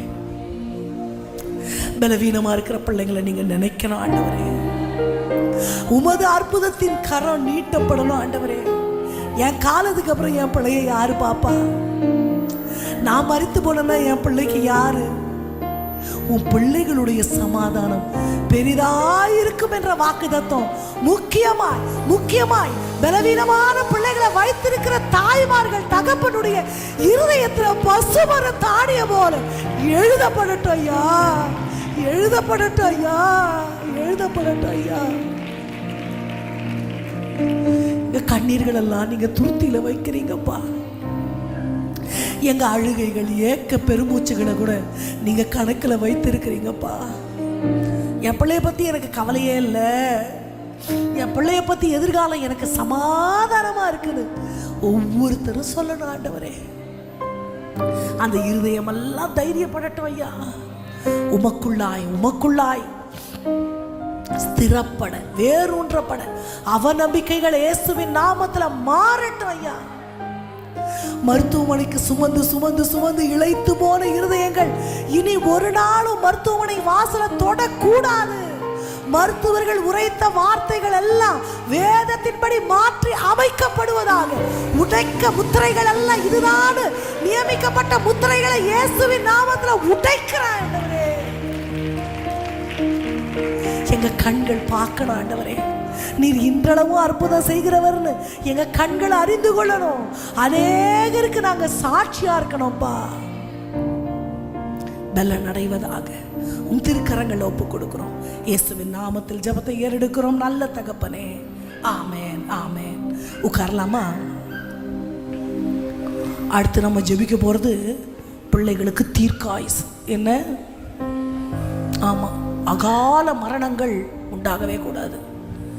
நான் சின்னவன் டெலிவரிக்கு போயிருக்கும்பொழுது, ஜோச்சு டெலிவரிக்கு போயிருக்கும்போது நம்ம சர்ச்சில் ஒரு 10 வயது குழந்தைய பாஸ்டர் அடக்கம் பண்ணார். அடக்கம் பண்ணிட்டு என்கிட்ட வந்து சொன்னார், அந்த குழந்தைய அடக்கம் பண்ணும்போது எனக்கு மனசே நல்லால. அடக்கம் பண்ணி முடிச்சுட்டு ஆண்டவர்கிட்ட கேட்டேன், இனி ஏன் ஆயுசு முடிகிற வரைக்கும் அற்ப ஆயுசில் ஒருத்தரையும் நான் அடக்கம் பண்ணக்கூடாது. முக்கியமாக குழந்தைங்கள நான் அடக்கம் பண்ணக்கூடாது. நீங்கள் என்ன பண்ணுவீங்களோ அதுலேருந்து இது வரைக்கும் ஒரு குழந்தைய கூட நம்ம அடக்கம் பண்ணவே இல்லை. குழந்தை அடக்கம்ன்றதே இல்லை. அதனால் பிள்ளைகளுக்கு தீர்க்காயுசு. கடந்த நாட்களில் செய்தி மதுரையில் ஒரு குழந்தை, அந்த குழந்தைக்கு கோல்டுன்னு ஒரு டாக்டர்கிட்ட போயிருக்கிறாங்க. அவர் வந்து பவர் அதிகமான மெடிசனை கொடுத்துருக்கிறார். அறியாமல் கொடுத்துட்டாரோ. அதே மாதிரி ஒரு டியூரேஷன் இருக்குது, 6 hours once அதான் அந்த மருந்து கொடுக்கணும். 12 hours once டாக்டர் எப்படி சொல்கிறாங்களோ அப்படித்தான் கேட்கணும். அதுக்கு தானே படிச்சிருக்காங்க. இந்த அம்மா குழந்தைக்கு சரியானா போதும்னு அந்த டைம் ஏன்னா அந்த மருந்தோட பவர் அத்தனை மணி நேரம் நம்ம உடம்புல இருக்கும். அதோடய நம்ம கொடுத்தோம்னா எக்ஸ்ட்ரா மெடிக்கேஷன் ஆகிடும். அதுக்கு தான் அப்படி சொல்கிறாங்க. டைமை பார்த்து தான் கொடுக்கணும். டாக்டர் சொல்கிற அளவு 3.5 mlனா அவளை தான் கொடுக்கணும். இவங்க கொடுத்து அந்த குழந்தை மரித்து போச்சு. குளிக்க வைக்கும் போது நர்ஸு கை நழுவி விழுந்து செத்து போன பிள்ளைகள் உண்டு. அம்மா அப்பா கோபத்தில் அடித்து செத்து போன பிள்ளைங்க உண்டு. டீச்சர் அடித்து செத்து போன ஊனமான குழந்தைங்க உண்டு. தெரியுமா? அறியாம ஆபத்து. குழந்தைங்களுக்கு தீர்க்காயுசு வேணும். எல்லா அம்மா அப்பாவும் சொல்லணும், என்ன என் பிள்ளை அடக்கம் பண்ணணும், நான் என் பிள்ளைய அடக்கம் பண்ணக்கூடாது. பிள்ளைங்க பெற்றவங்களை அடக்கம் பண்ணலாம். பெற்றவங்க பிள்ளைங்களை அடக்கம் பண்ணுறது மாதிரி ஒரு வேதனை யாருக்குமே வரக்கூடாது. நான் பார்த்துருக்கேன். 30 வருஷம் ஆகிருக்கும் மகன் செத்து. 30 வருஷம் போனால் நேற்று செத்த மாதிரி அந்த அம்மா அழுவாங்க. அந்த வீடெல்லாம் மெயின்டைன் பண்ணலை. தலை அவங்க ஒரு கோலம், வீடு ஒரு கோலம். அதுக்கு முன்னாடி அவங்க யார்? அவங்க ஒரு பயங்கரமான நல்ல டீச்சர், அவ்வளோ டீசெண்டாக இருந்தவங்க. எப்படி இப்படி ஆனாங்க? நம்ம சொல்கிறோம் அதெல்லாம் ஆறுதல் ஆயிக்குவாங்க. அப்படியெல்லாம் ஆக முடியாது. 30-40 வருஷம் கழித்து கூட நேற்று இறந்த மாதிரி விக்கி விக்கி அழுகிறத நான் பார்த்துருக்குறேன். காலத்தால் அது சமாதானம் ஆகாது. பிள்ளைங்க வந்து அம்மா அப்பாவை அடக்கம் பண்ணலாம், அவங்க காலம் முடிஞ்சது, அவ்வளோதான். அது பண்ணி தானே ஆகணும். ஆனால் பெற்றோர் பிள்ளைகளை அடக்கம் பண்ணுற சூழ்நிலை யாருக்கும் வரக்கூடாது. அதுக்காகவும் ஜெபிக்கணும். பிள்ளைகளுக்கு தீர்க்காயுசு. பிள்ளைய இழந்து தவிக்கிற தாய்மார்களுக்கு, தகப்பன்மார்களுக்கு நம்ம ஜெபிக்கணும். தாங்க முடியாத துக்கம் இல்லையா? நம்ம எல்லாம் முழங்கால் படிட்டு கொள்ளலாம். முடிந்தவங்க எல்லாம் முழங்கால் படிட்டு முதல்ல ஜெபிக்க போகிறோம். என் பிள்ளைக்கு தீர்க்காயுசு ஆண்டவரே. ஆயுசு உமது கரத்தில் இருக்கிறது. தீர்க்காயுசு உமது வலது கைகளில் இருக்கிறதப்பா. அவனுடைய ஜீவன் உங்க பார்வைக்கு அருமையா இருக்கட்டும் ஐயா. ஒரு சின்ன மெடிக்கேஷன்ல கூட பிள்ளைக்கு உயிர் போயிடும். எப்ப ஆபத்து எங்க வருது நமக்கு தெரியாது. ஒன்னு செத்து போயிடுவான், இல்லைன்னா நடைவனமா வாழுவான். ரெண்டுமே இருக்கக்கூடாதுப்பா. இப்ப நம்ம பிள்ளைங்க, சபை பிள்ளைங்க, எல்லா குழந்தைகளையும் ஆண்டவர் கையில ஒப்பு கொடுக்கலாம். அவங்க ஜீவனை உமது கையில ஒப்பு கொடுக்கிறாப்பா. ஜீவன் உமது பார்வைக்கு அருமையாய் இருக்கட்டும். இஸ்மவேல் உமக்கு முன்பாக பிழைப்பானாக. அந்த வார்த்தை 17 வருடங்கள் கழித்தும் கூட உங்க செவிகளில் அந்த ஜெபம் ஏறெடுக்கப்பட்டது. நினைவுல இருந்துச்சு இல்லப்பா. இன்னைக்கு நான் ஜெபிக்கிறேன், என்னுடைய பிள்ளைகள் உமக்கு முன்பாக சாகாமல் பிழைத்திருப்பார்களாக. தீர்க்காயுசு, சரீர சுகம் உண்டாகட்டும் ஐயா. பிள்ளைகளை இழந்திருக்கிற தாய்மார்களை பத்தி உங்களுக்கு நான் சொல்லட்டுமா? முதிரா பிண்டமாய் 8 மாதத்துல மரித்த பிள்ளைய நினைச்சு இந்த செகண்ட் கூட அழற தாயை நான் பார்த்துருக்கேன். என் கர்ப்பமே என் பிள்ளைய வேணான்னு சொல்லிருச்சே, அம்மானு கூட கூப்பிடாம செத்து போச்சேன்னு இந்த நிமிஷம் நினைக்கிற தாயை கூட நான் பார்த்திருக்கிறேன். அவங்க இருதயங்கள்ல ஆண்டவர் மட்டும்தான் ஆறுதல் படுத்த முடியும். ஜெபிக்கலாமா? ஆறுதல் தருகிற தெய்வமே, உமது ஆறுதலின் கரம் அந்த தாய்மார்கள் தகப்பனுடைய இருதயத்திற்கு நேராய் நீட்டப்படுவதாக. கண்களில் வடுகிற கண்ணீர் துடைக்கப்படுவதாக. ஆறுதல்களின் தேவன் சகல ஆறுதல்களும் அப்பா அந்த பிள்ளைகளுடைய இருதயத்தை நிரப்பட்டும் ஐயா, நிரப்பட்டும் ஐயா. ஆறுதலின் தெய்வமே, உம்முடைய திருச்சமூகம் எவ்வளவு இன்பமானது. ஆமே, எவ்வளவு இன்பமானது. எங்க வார்த்தைகள் தர முடியாத ஆறுதல், 1000 பேர் கூடி வந்து சொன்னாலும் தர முடியாத ஆறுதல் நீங்க தருகிற ஒரு வார்த்தையில உண்டு ஆண்டவரே. உங்க பிரசன்னம் உங்க பிள்ளைகளை நிரப்பட்டும், ஆற்றட்டும், தேற்றட்டும். அநேகர் சொல்லணும், இந்த ஜெபம் முடிஞ்சதுக்கு அப்புறம் என் மனசுல இருந்த துக்கத்தை யாரோ எடுத்து வெளியே போட்ட மாதிரி இருந்துச்சு, பாரமான என் இருதயம் லகுவாய் மாறிட்டுன்னு அநேக தாய்மார்கள் தகப்பன்மார்கள் சாட்சி சொல்லுவதை எங்க காதுகள் கேட்கணும் ஆண்டவரே. ஜெபிக்கிற இந்த நிமிஷம் அவங்க இருதயம் ஆற்றப்படட்டும் ஐயா, தேற்றப்படட்டும் ஐயா, தைரியப்படட்டும் ஐயா. உமது கிருபாசன தண்டை கிட்டி சேருகிற அனுபவம் உண்டாகட்டும் ஐயா. எங்க பிள்ளைகள் உமக்கு முன்பாய் வாழட்டும் ஐயா. கிருபை தாங்கட்டும் இயேசுவின் நாமத்தில் பிதாவே, ஆமென், ஆமென். நாம் அமர்ந்து கொள்ளலாம். இந்த இஸ்மவேல் உமக்கு முன்பாக பிழைப்பானாகன்றதை நினைவுபடுத்த நான் விரும்புகிறேன். ஆபிரகாமுக்கு ஆண்டவர் சொல்றாரு, உனக்கு நான் பிள்ளைய தருவேன். அதுக்குள்ள ஆகார் சொன்னாங்கன்னு இவர் சாராள் சொன்னாங்கன்னு ஆகார கல்யாணம் பண்ணி இஸ்மவேல் பிறந்துடுறாரு. அதுக்கப்புறம் ஆண்டவர் சொல்றாரு, நீ ஆகார கல்யாணம் பண்ணா அதெல்லாம் எனக்கு கணக்கு இல்லைப்பா, எனக்கு சாராள் தான் என் கணக்குப்படி சாராள் இடத்துல பிறக்கிறது தான் உன் குழந்தை. நீ ஆகார்கிட்ட எக்ஸ்ட்ரா ஃபிட்டிங் எல்லாம் நான் ஒத்துக்க மாட்டேன் அப்படின்னு ஆண்டவர் சொல்றாரு. ஆபிரகாமுக்குள்ள ஒரு தொய்வு, எனக்கு 99 வயசாயிடுச்சு, இனி எனக்கு எங்க பிள்ளை பிறக்க போகுது, உற்றுங்க ஆண்டவரே, என் மனைவிக்கும் வயசாயிடுச்சு, எனக்கும் வயசாயிடுச்சு, இஸ்மவேல் உமக்கு முன்பாக பிழைப்பானாகன்றது என்ன ஜெபம்னா அது இல்லைன்னா இது. அதுக்கு ஆண்டவர் ஏதாவது பதில் சொன்னாரான்னு நீங்க வேதத்துல போய் பார்த்தீங்கன்னா ஒரு பதிலுமே சொல்ல மாட்டார். இன்னைக்கு காலையில ஒரு மகள் என் இடத்துல ஃபோன் பண்ணி, அக்கா எவ்வளோ ஜோம் பண்ற ஒரு குழந்தைக்காக ஆண்டவர் பதிலே சொல்ல மாட்டேன்றாரு. சில நேரத்தில் பதில் சொல்ல மாட்டாரு, ஆனா அவர் செவிடெல்லாம் இல்லை, காதில் போய்கிட்டே இருக்கும். இருதயத்தில் சொல்லுங்க, ஆண்டவர் பதில் சொல்லலைன்றதுனால எல்லாரும் சொல்லுங்க, ஆண்டவர் பதில் சொல்லலைன்றதுனால என் ஜெபம் ஆண்டவர் காதுல ஏறலன்னு அர்த்தம் இல்லை. அவர் அமைதியா இருப்பாரு, ஆனா அதெல்லாம் சேவிங்ல இருக்கும். எத்தனை வருஷம் சேவிங் தெரியுமா? நான் மறந்துடுவேன், அவர் ஞாபகம் வச்சிருப்பார். அப்போ ஒரு 2ஆம் பட்ச ஜெபம் தான் அது. பரவாயில்ல ஆண்டவரே, ஈசாக்கு பிறக்கிறானோ இல்லையா, இவன் பொழைச்சா கூட போதும். ஆண்டவர் பதிலே பேசல, சரி ஆமா இல்லை ஒண்ணுமே சொல்ல, காதுல வாங்காத மாதிரி போயிட்டார். வாக்குதத்தம் உரைத்தது உரைக்கப்பட்டது, அது தான் உரைக்கப்பட்ட நோக்கத்தை நிறைவேற்றாமல் போகாது. அதே மாதிரி அந்த வாக்குதத்தம் இட் கேம் டு பாஸ். வயசான காலத்துல சரீரம் செத்த அப்படிப்பட்ட ஒரு கர்ப்பத்தில் கூட ஒரு பிள்ளைய குறையில்லாம ஆண்டவர் கொடுத்தார். இது எல்லாருக்கும் தகுந்த ஒரு வார்த்தை. பிள்ளை பிறந்துருச்சு. அதுக்கப்புறம் இவங்களுக்குள்ள சின்ன சின்ன லடாய் இவரை வெளியே அனுப்புறாங்க. அனுப்பும் பொழுது இஸ்மவேலுக்கு ஒரு 17 அல்லது 18 வயது இருந்திருக்க வேண்டும். அடோலசன்ஸ், அந்த வயசு, அவன் அந்த வாலிப பருவத்தை எட்டுகிற அந்த வயசு. அத்தனை வருஷம் கழிச்சு போகும்போது ஆகாரும் வனாந்தரத்தில் தான் இருக்கிறா, இஸ்மவேலும் வனாந்தரத்தில் தான் இருக்கிறாங்க 2 பேரும்.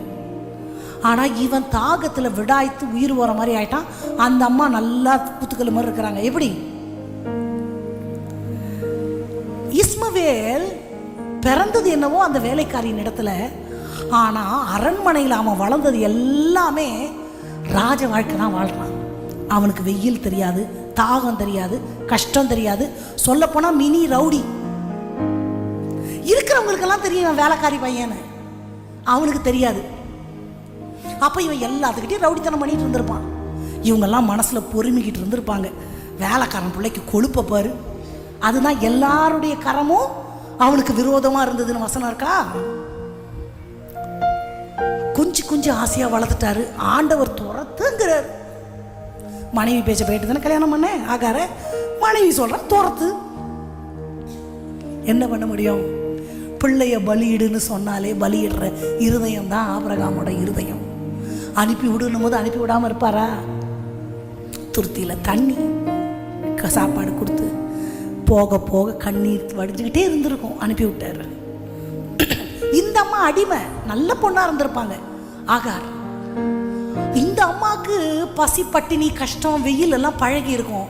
அதனால இவங்களால சர்வைவ் ஆக முடியுது. ஏற்கனவே இவங்களை தூதன் வனாந்தரத்தில் தானே பார்க்குறாரு. பார்த்து தானே நீ போ அடங்கி ஒன்னாச்சார இடத்துல இருன்னு சொல்றாரு. இவங்களுக்கு இது பழக்கப்பட்டதுனால இவங்களால அதை தாங்க முடியுது. ரொம்ப பேம்பர்டு பேபி இஸ்மவேலால முடியல. அவன் ராஜ வாழ்க்கை வாழ்ந்து மெத்தையில் தூங்கி ஜம்முன்னு இருந்தவனுக்கு தாங்க முடியல. உயிர் போகுது. இந்த அம்மா ஜெபம் பண்ணாங்களா? நல்லா கவனிக்கணும். இஸ்மவேல் உயிர் போற மாதிரி தாகத்தில் அரை உயிரா இருக்கிறார், குற்றுயிராய் கிடக்கிறார். இது தாவீதுக்கும் தெரியாது. தண்ணி கொடுக்க யாரும் இல்லை. வனாந்திரம்னா அங்கே ஒன்றுமே இருக்காது, அதான் வனாந்திரம். இந்த அம்மா இந்த பிள்ளை சாவறதை நான் பார்க்க மாட்டேன்னு அம்பு எய்கிற தூரம்னா கொஞ்சம் தூரத்தில் போய் உக்காந்துக்குச்சு. உக்காந்துட்டு ஓடு ஒப்பாரி வைக்குது. ஜெபம் பண்ணலை. ஓடு அழுகிற சத்தம் எப்படி இருக்கும்? கத்தி அழறாங்க. உயிர் போகும்போது அவன் எப்படி அழுதுருப்பான்? முனகி இருப்பான். தண்ணி சின்ன சத்தமா. வசனம் நீங்க வீட்டில் போய் வாசிங்க. கர்த்தர் பிள்ளையின் சத்தத்தை கேட்டார். அழுது யாரு? ஆகார். செத்து கிடக்கிறவங்களுக்கு துக்கமா, பார்க்குறவங்களுக்கு துக்கமா? பணமாக இருக்கிறவங்க நிம்மதியாக படுத்து தூங்கி ஆண்டவர்கிட்ட போயிடுவாங்க. இருக்கிறவங்க தான் அழுவும். அவன் உயிருக்கு குற்றுயிராக துடிச்சுக்கிட்டு இருக்கிறவனை விட பார்க்கிற தாய்க்கு தானே அந்த கொடுமை ஜாஸ்தி இருக்கும். அவ்வளோ வேதனை. இவன் அழறா. இந்த சத்தம் காண்டவர் காதல உழல. கர்த்தர் பிள்ளையின் சத்தத்தை கேட்டார். ஏன்னா 17 வருஷத்துக்கு முன்னாடி, 18 அல்லது 17 வருஷத்துக்கு முன்னாடி அவங்க அப்பா இஸ்மவேல் உமக்கு முன்பாக பிழைப்பானாகன்னு ஒரு வார்த்தை. அந்த வார்த்தைக்கு ஆமா சொல்லனாலும் கப்புனு பிடிச்சிக்கிட்டார் ஆண்டவர். அத்தனை வருஷம் ஆனாலும் அவன் சாவ மாட்டான்டா. நீ ஜெபம் பண்ணிட்டல்ல, அவனை சாவ விட மாட்டேன். வனாந்திரமா, தண்ணி இல்லையா, அவனுக்குன்னு ஒரு நீரூற்ற நான் உண்டாக்குவேன். இன்னைக்கு வரைக்கும் அதுல தண்ணி இருக்கு. ஒரு மனுஷன் கை தட்டுங்க, தட்டணும்னு தோணினா தட்டினோம். ஆண்டவருக்கு தானே மகிமை செலுத்தணும். ஒரு மனுஷனுக்கு தாகம், நீங்கள் பயங்கர தாகம், 1 லிட்டர் தண்ணி குடிப்பீங்களா? 1 லிட்டரு ஜாஸ்தி தான். ஆயுசுக்கும் இல்லை, வம்சாவழிக்கு கொடுக்குறான் என் ஆண்டவர். நான் பண்ணுற ஜெபம் தரையிலேயே போவாது. நான் மறந்துடுவேன். 17 வருஷம் ஆனாலும் 27 வருஷம் ஆனாலும் கணக்கில் வைக்கிறவர் என் ஆண்டவர். அதுவும் பிள்ளைக்காக நான் பண்ணனா இன்னும் ஸ்பெஷல். ஏன் தெரியுமா?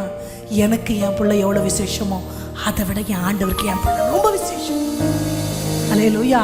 கரங்களை தட்டி தட்டி தட்டி தட்டி எனக்கு நல்லவராய், எனக்கு நல்லவராய், ரொம்ப நல்லவராய் இருப்பவரே.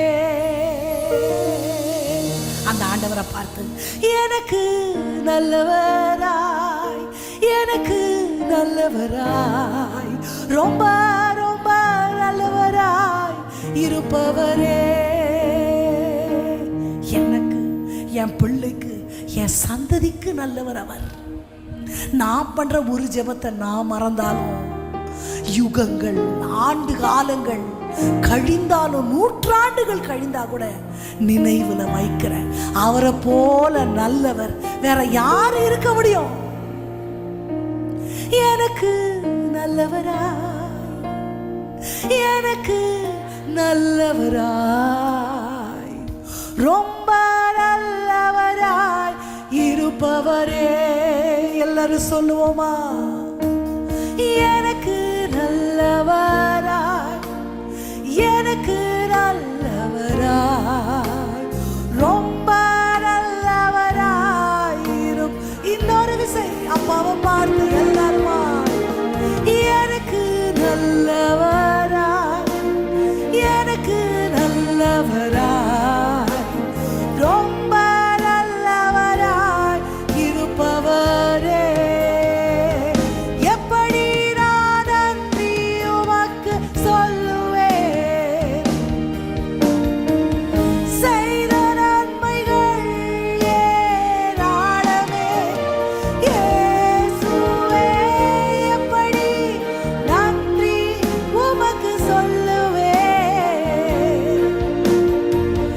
செய்த நன்மைகள் ஏராளமே. ரட்சிப்பின் பாத்திரத்தை எடுத்துக்கொண்டும் பாதத்தை ஓயாமல் முத்தம் செய்கிறேன். ஓ, ரட்சிப்பின் பாத்திரத்தை எடுத்துக்கொண்டும் பாதத்தை ஓயாமல் முத்தம் செய்கிறேன்.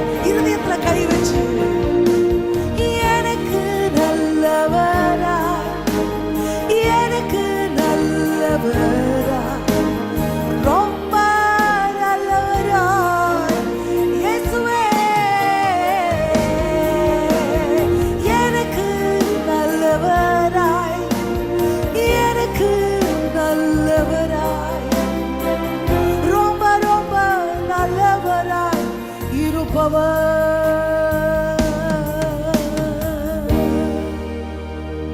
உமக்கு நன்றி ராஜா. தீர்க்காயுசு, சுகமும் ஐஸ்வர்யமும் உமது கரத்தில் இருக்கிறது ராஜா. நிறைவாய் நிறைவாய் நீர் அதை தருகிறபடியினால் உமக்கு நன்றி தகப்பனே, நன்றி நன்றி. கடைசியா ஒரு வார்த்தை நான் ஜெபத்துல சொன்னபடி, ஒரு தாய் ஆண்டவர் இடத்துல போய் என்ன கேட்டா, என் 2 பிள்ளைங்க உங்க வலது பார்சத்துல ஒரு மகனும் இடது பார்சத்துல ஒரு மகனும் உங்க மார்பில் சாய்ந்து கொண்டால் போதும். இன்னைக்கு எல்லா தாய் தகப்பன்மாரும் பிள்ளைக்கு என்ன கேட்குறோம்? படிப்பு வேணும், என்னென்னமோ கேட்குறோம். எல்லாமே செகண்டரி. முதல்ல உமது மார்பில் என் பிள்ளை சாயணும் ஆண்டவரே. அந்த பாக்கியம் எனக்கு வேணும் ஆண்டவரே. உமது அம்பரா துணியை நிரப்புகிற புருஷனா மகளா அந்த பிள்ளை இருக்கணும் ஆண்டவரே. உமது கரத்தில் இருக்கிற தண்டாயுதமாய் அஸ்திராயுதமாய் உமது சித்தத்தை நிறைவேற்றுகிற வரிசையில என் பிள்ளை இருக்கணும். அதுதான் எனக்கு வேணும். எல்லாரும் எழுந்து நிற்கலாமா? ஆண்டவர் எனக்கு செஞ்சது எவ்வளவு பெருசு தெரியுமா? பிள்ளைய கொடுத்திருக்கிறார். நீ எனக்காக வளர்த்து, நான் உனக்கு சம்பளம் தரேன். என் குழந்தை தான், ஆனா கொலையெல்லாம் பண்ண முடியாது, போலீஸ் வந்து பிடிச்சிட்டு போயிடும். அந்த மாதிரி என் குழந்தை தான், என் இஷ்டத்துக்கெல்லாம் நான் திணிக்க முடியாது. ஒரு ராஜா வீட்டு பிள்ளை என் பிள்ளைன்னா கூட நான் ஒரு அடி அடிக்கலாம். அது ஆண்டவருடைய பிள்ளை, நான் ரொம்ப கவனமா வளர்க்கணும். நம்ம யாராவது ஒரு வீட்டில் வேலைக்கு ஒரு குழந்தைய பார்த்துக்கிற வேலைன்னு வைங்க, எவ்வளோ ஜாக்கிரதையாக இருப்போம். என் பிள்ளைன்னா கூட பழைய சாப்பாடை ஊட்டுவேன், அதெல்லாம் ஒன்றாவது. அந்த பிள்ளைக்கு சிக்காயிடுச்சுன்னா எனக்கெல்லாம் டோஸ் விடும். அப்போது என் கையில் ஒரு பொறுப்பு கொடுக்கப்பட்டிருக்குன்னா அந்த பிள்ளைய நான் வளர்க்குறேன். எனக்கு சம்பளம் நீங்கள் நிறைய பேர் நம்ம சம்பளம் கொடுக்குறவங்கள்ட்ட கொஞ்சம் ஓவராக ஏறி மேய்ப்போம். ஆமாவா?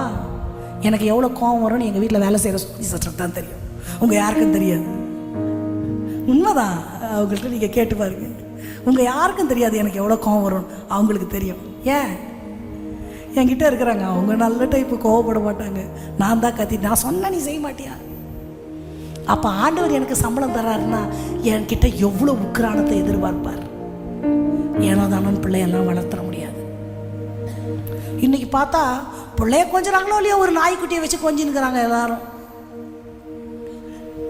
பிள்ளைய கொஞ்சறாங்களோ இல்லையோ ஒரு பூனைக்குட்டியை வச்சுக்கிட்டு அதையே கொஞ்சிக்கிட்டு இருக்கிறாங்க. முதல்ல பிள்ளை, அப்புறம் தான் எல்லாம். மிருக ஜீவன்களை நீதிமான் நேசிக்கிறான், பாதுகாக்கிறான்ங்கிறத நான் ஒத்துக்கொள்ளுகிறேன். ஆனால் பிள்ளைகளுக்கு முதலிடம், அடுத்து தான் எல்லாம். என் பிள்ளை அவர் சரியில்லைன்னா அவரை குறை சொல்லாதுன்னு சொல்லக்கூடாது. பொய் சொன்னால் கூட நான் பெற்றவங்க பிள்ளைய தான் நம்பணும்.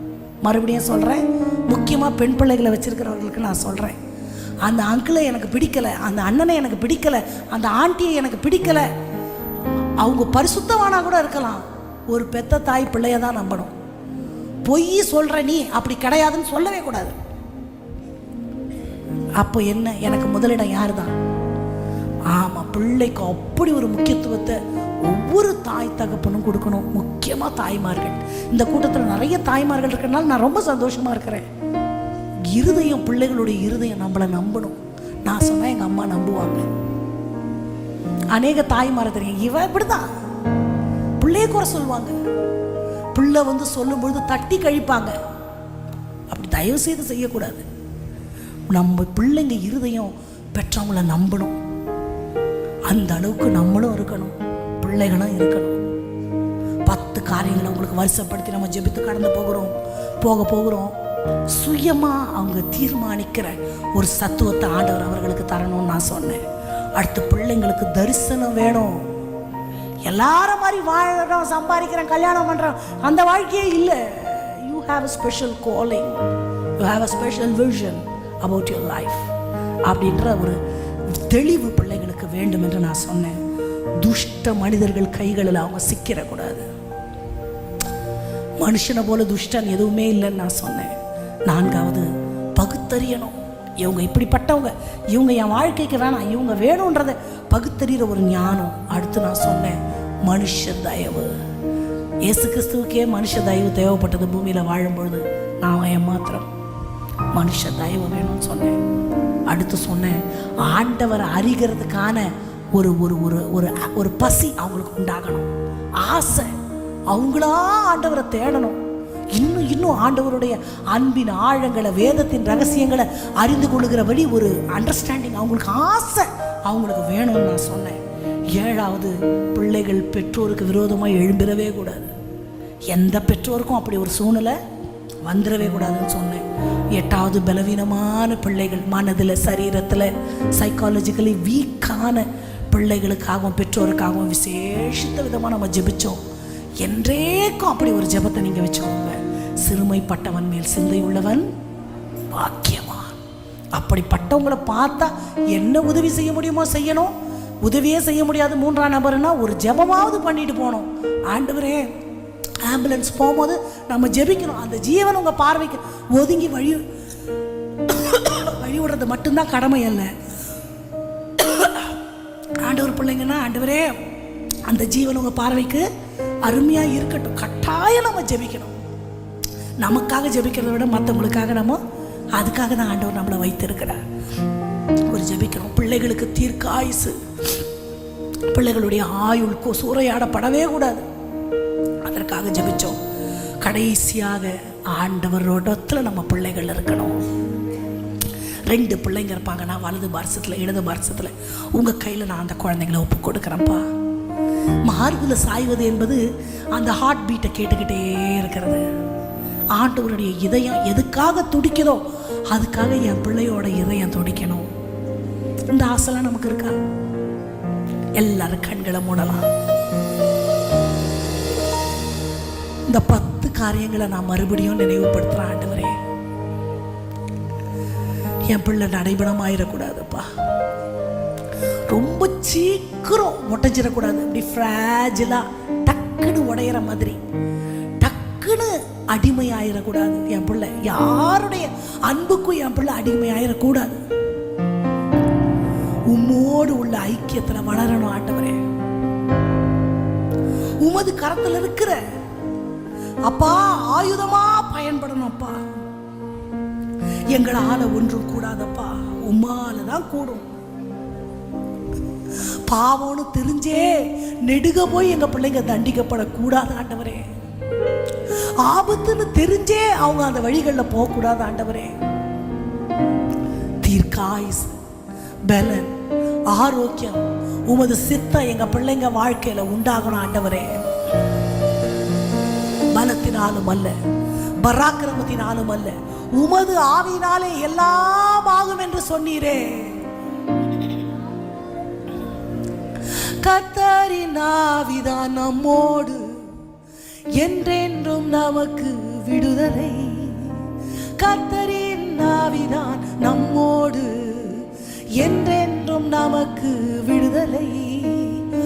ஆவியில் நிறைந்து ஜெபம் செய்வோம், ஆர்ப்பரித்து ஆனந்தமாய் உயர்த்திடுவோம். ஆவியில் நிறைந்து ஜெபம் செய்வோம், ஆர்ப்பரித்து ஆனந்தமாய் உயர்த்திடுவோம். பலத்தினாலும் அல்ல, பராக்கிரமம் அல்ல, தேவ ஆவியாலாகும் என்றீர். பலத்தினாலும் அல்ல, பராக்கிரமம் அல்ல, தேவ ஆவியாலாகும் என்றீர். பரிசுத்த ஆவியே வாரும், உம் வல்லமை என் மேல் பொழியும். பரிசுத்த ஆவியானவர் உங்களிடத்திற்கு வரும் பொழுது சகல சத்தியத்திற்குள்ளும் நம்மை நடத்துவார். எல்லாம் சொல்லுவோமா? பரிசுத்த ஆவியே வாரும், உம் வல்லமை என் மேல் பொழியும். பரிசுத்த ஆவியே வாரும், உம் வல்லமை என் மேல் பொழியும். பலத்தினாலும் அல்ல, பராக்கிரமம் அல்ல, தேவாவியாலாகும் என்றீர். பலத்தினாலும் அல்ல, பராக்கிரமம் அல்ல, ஆவியாலாகும் என்றீர். சில காரியங்கள் நம்மளால ஒண்ணுமே செய்ய முடியாது, கர்த்தரால மட்டும்தான் முடியும்.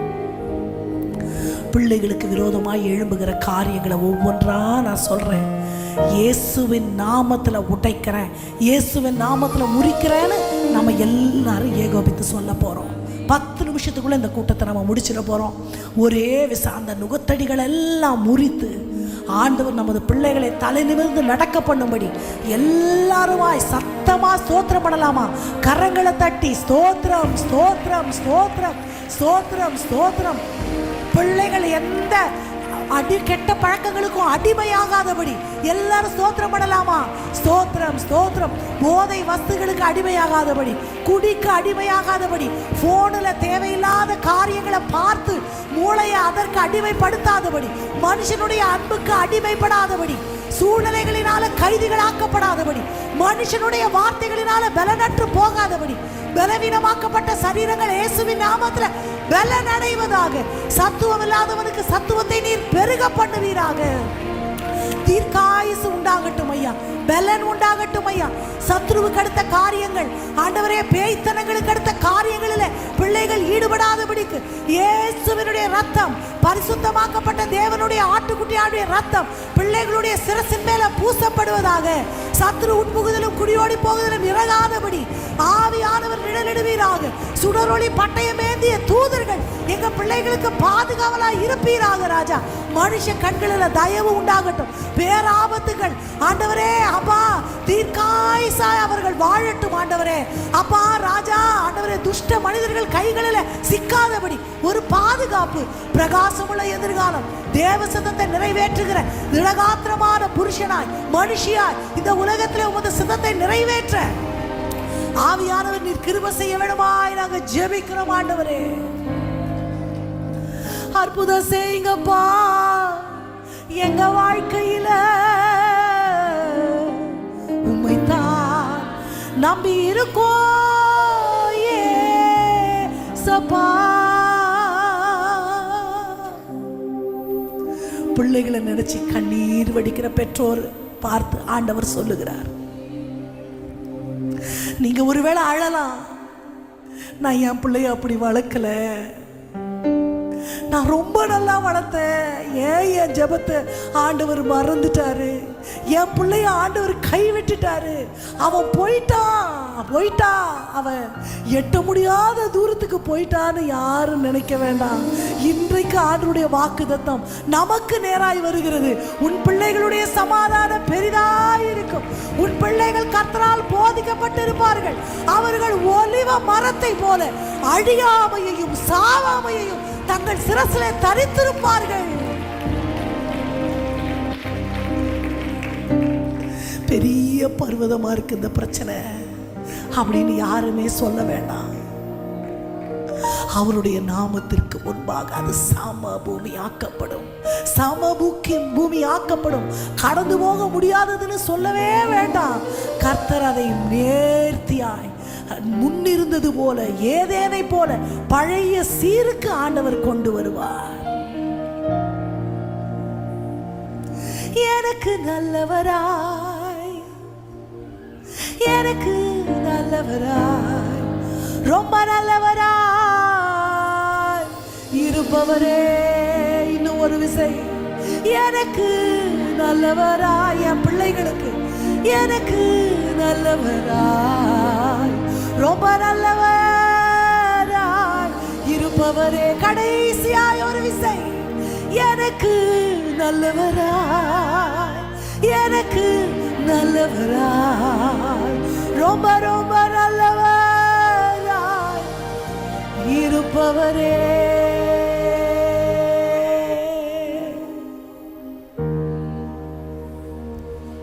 ஆயிரம் தலைமுறைகளுக்கு இரக்கங்களை காக்கிறீங்கள் மகாதேவனே.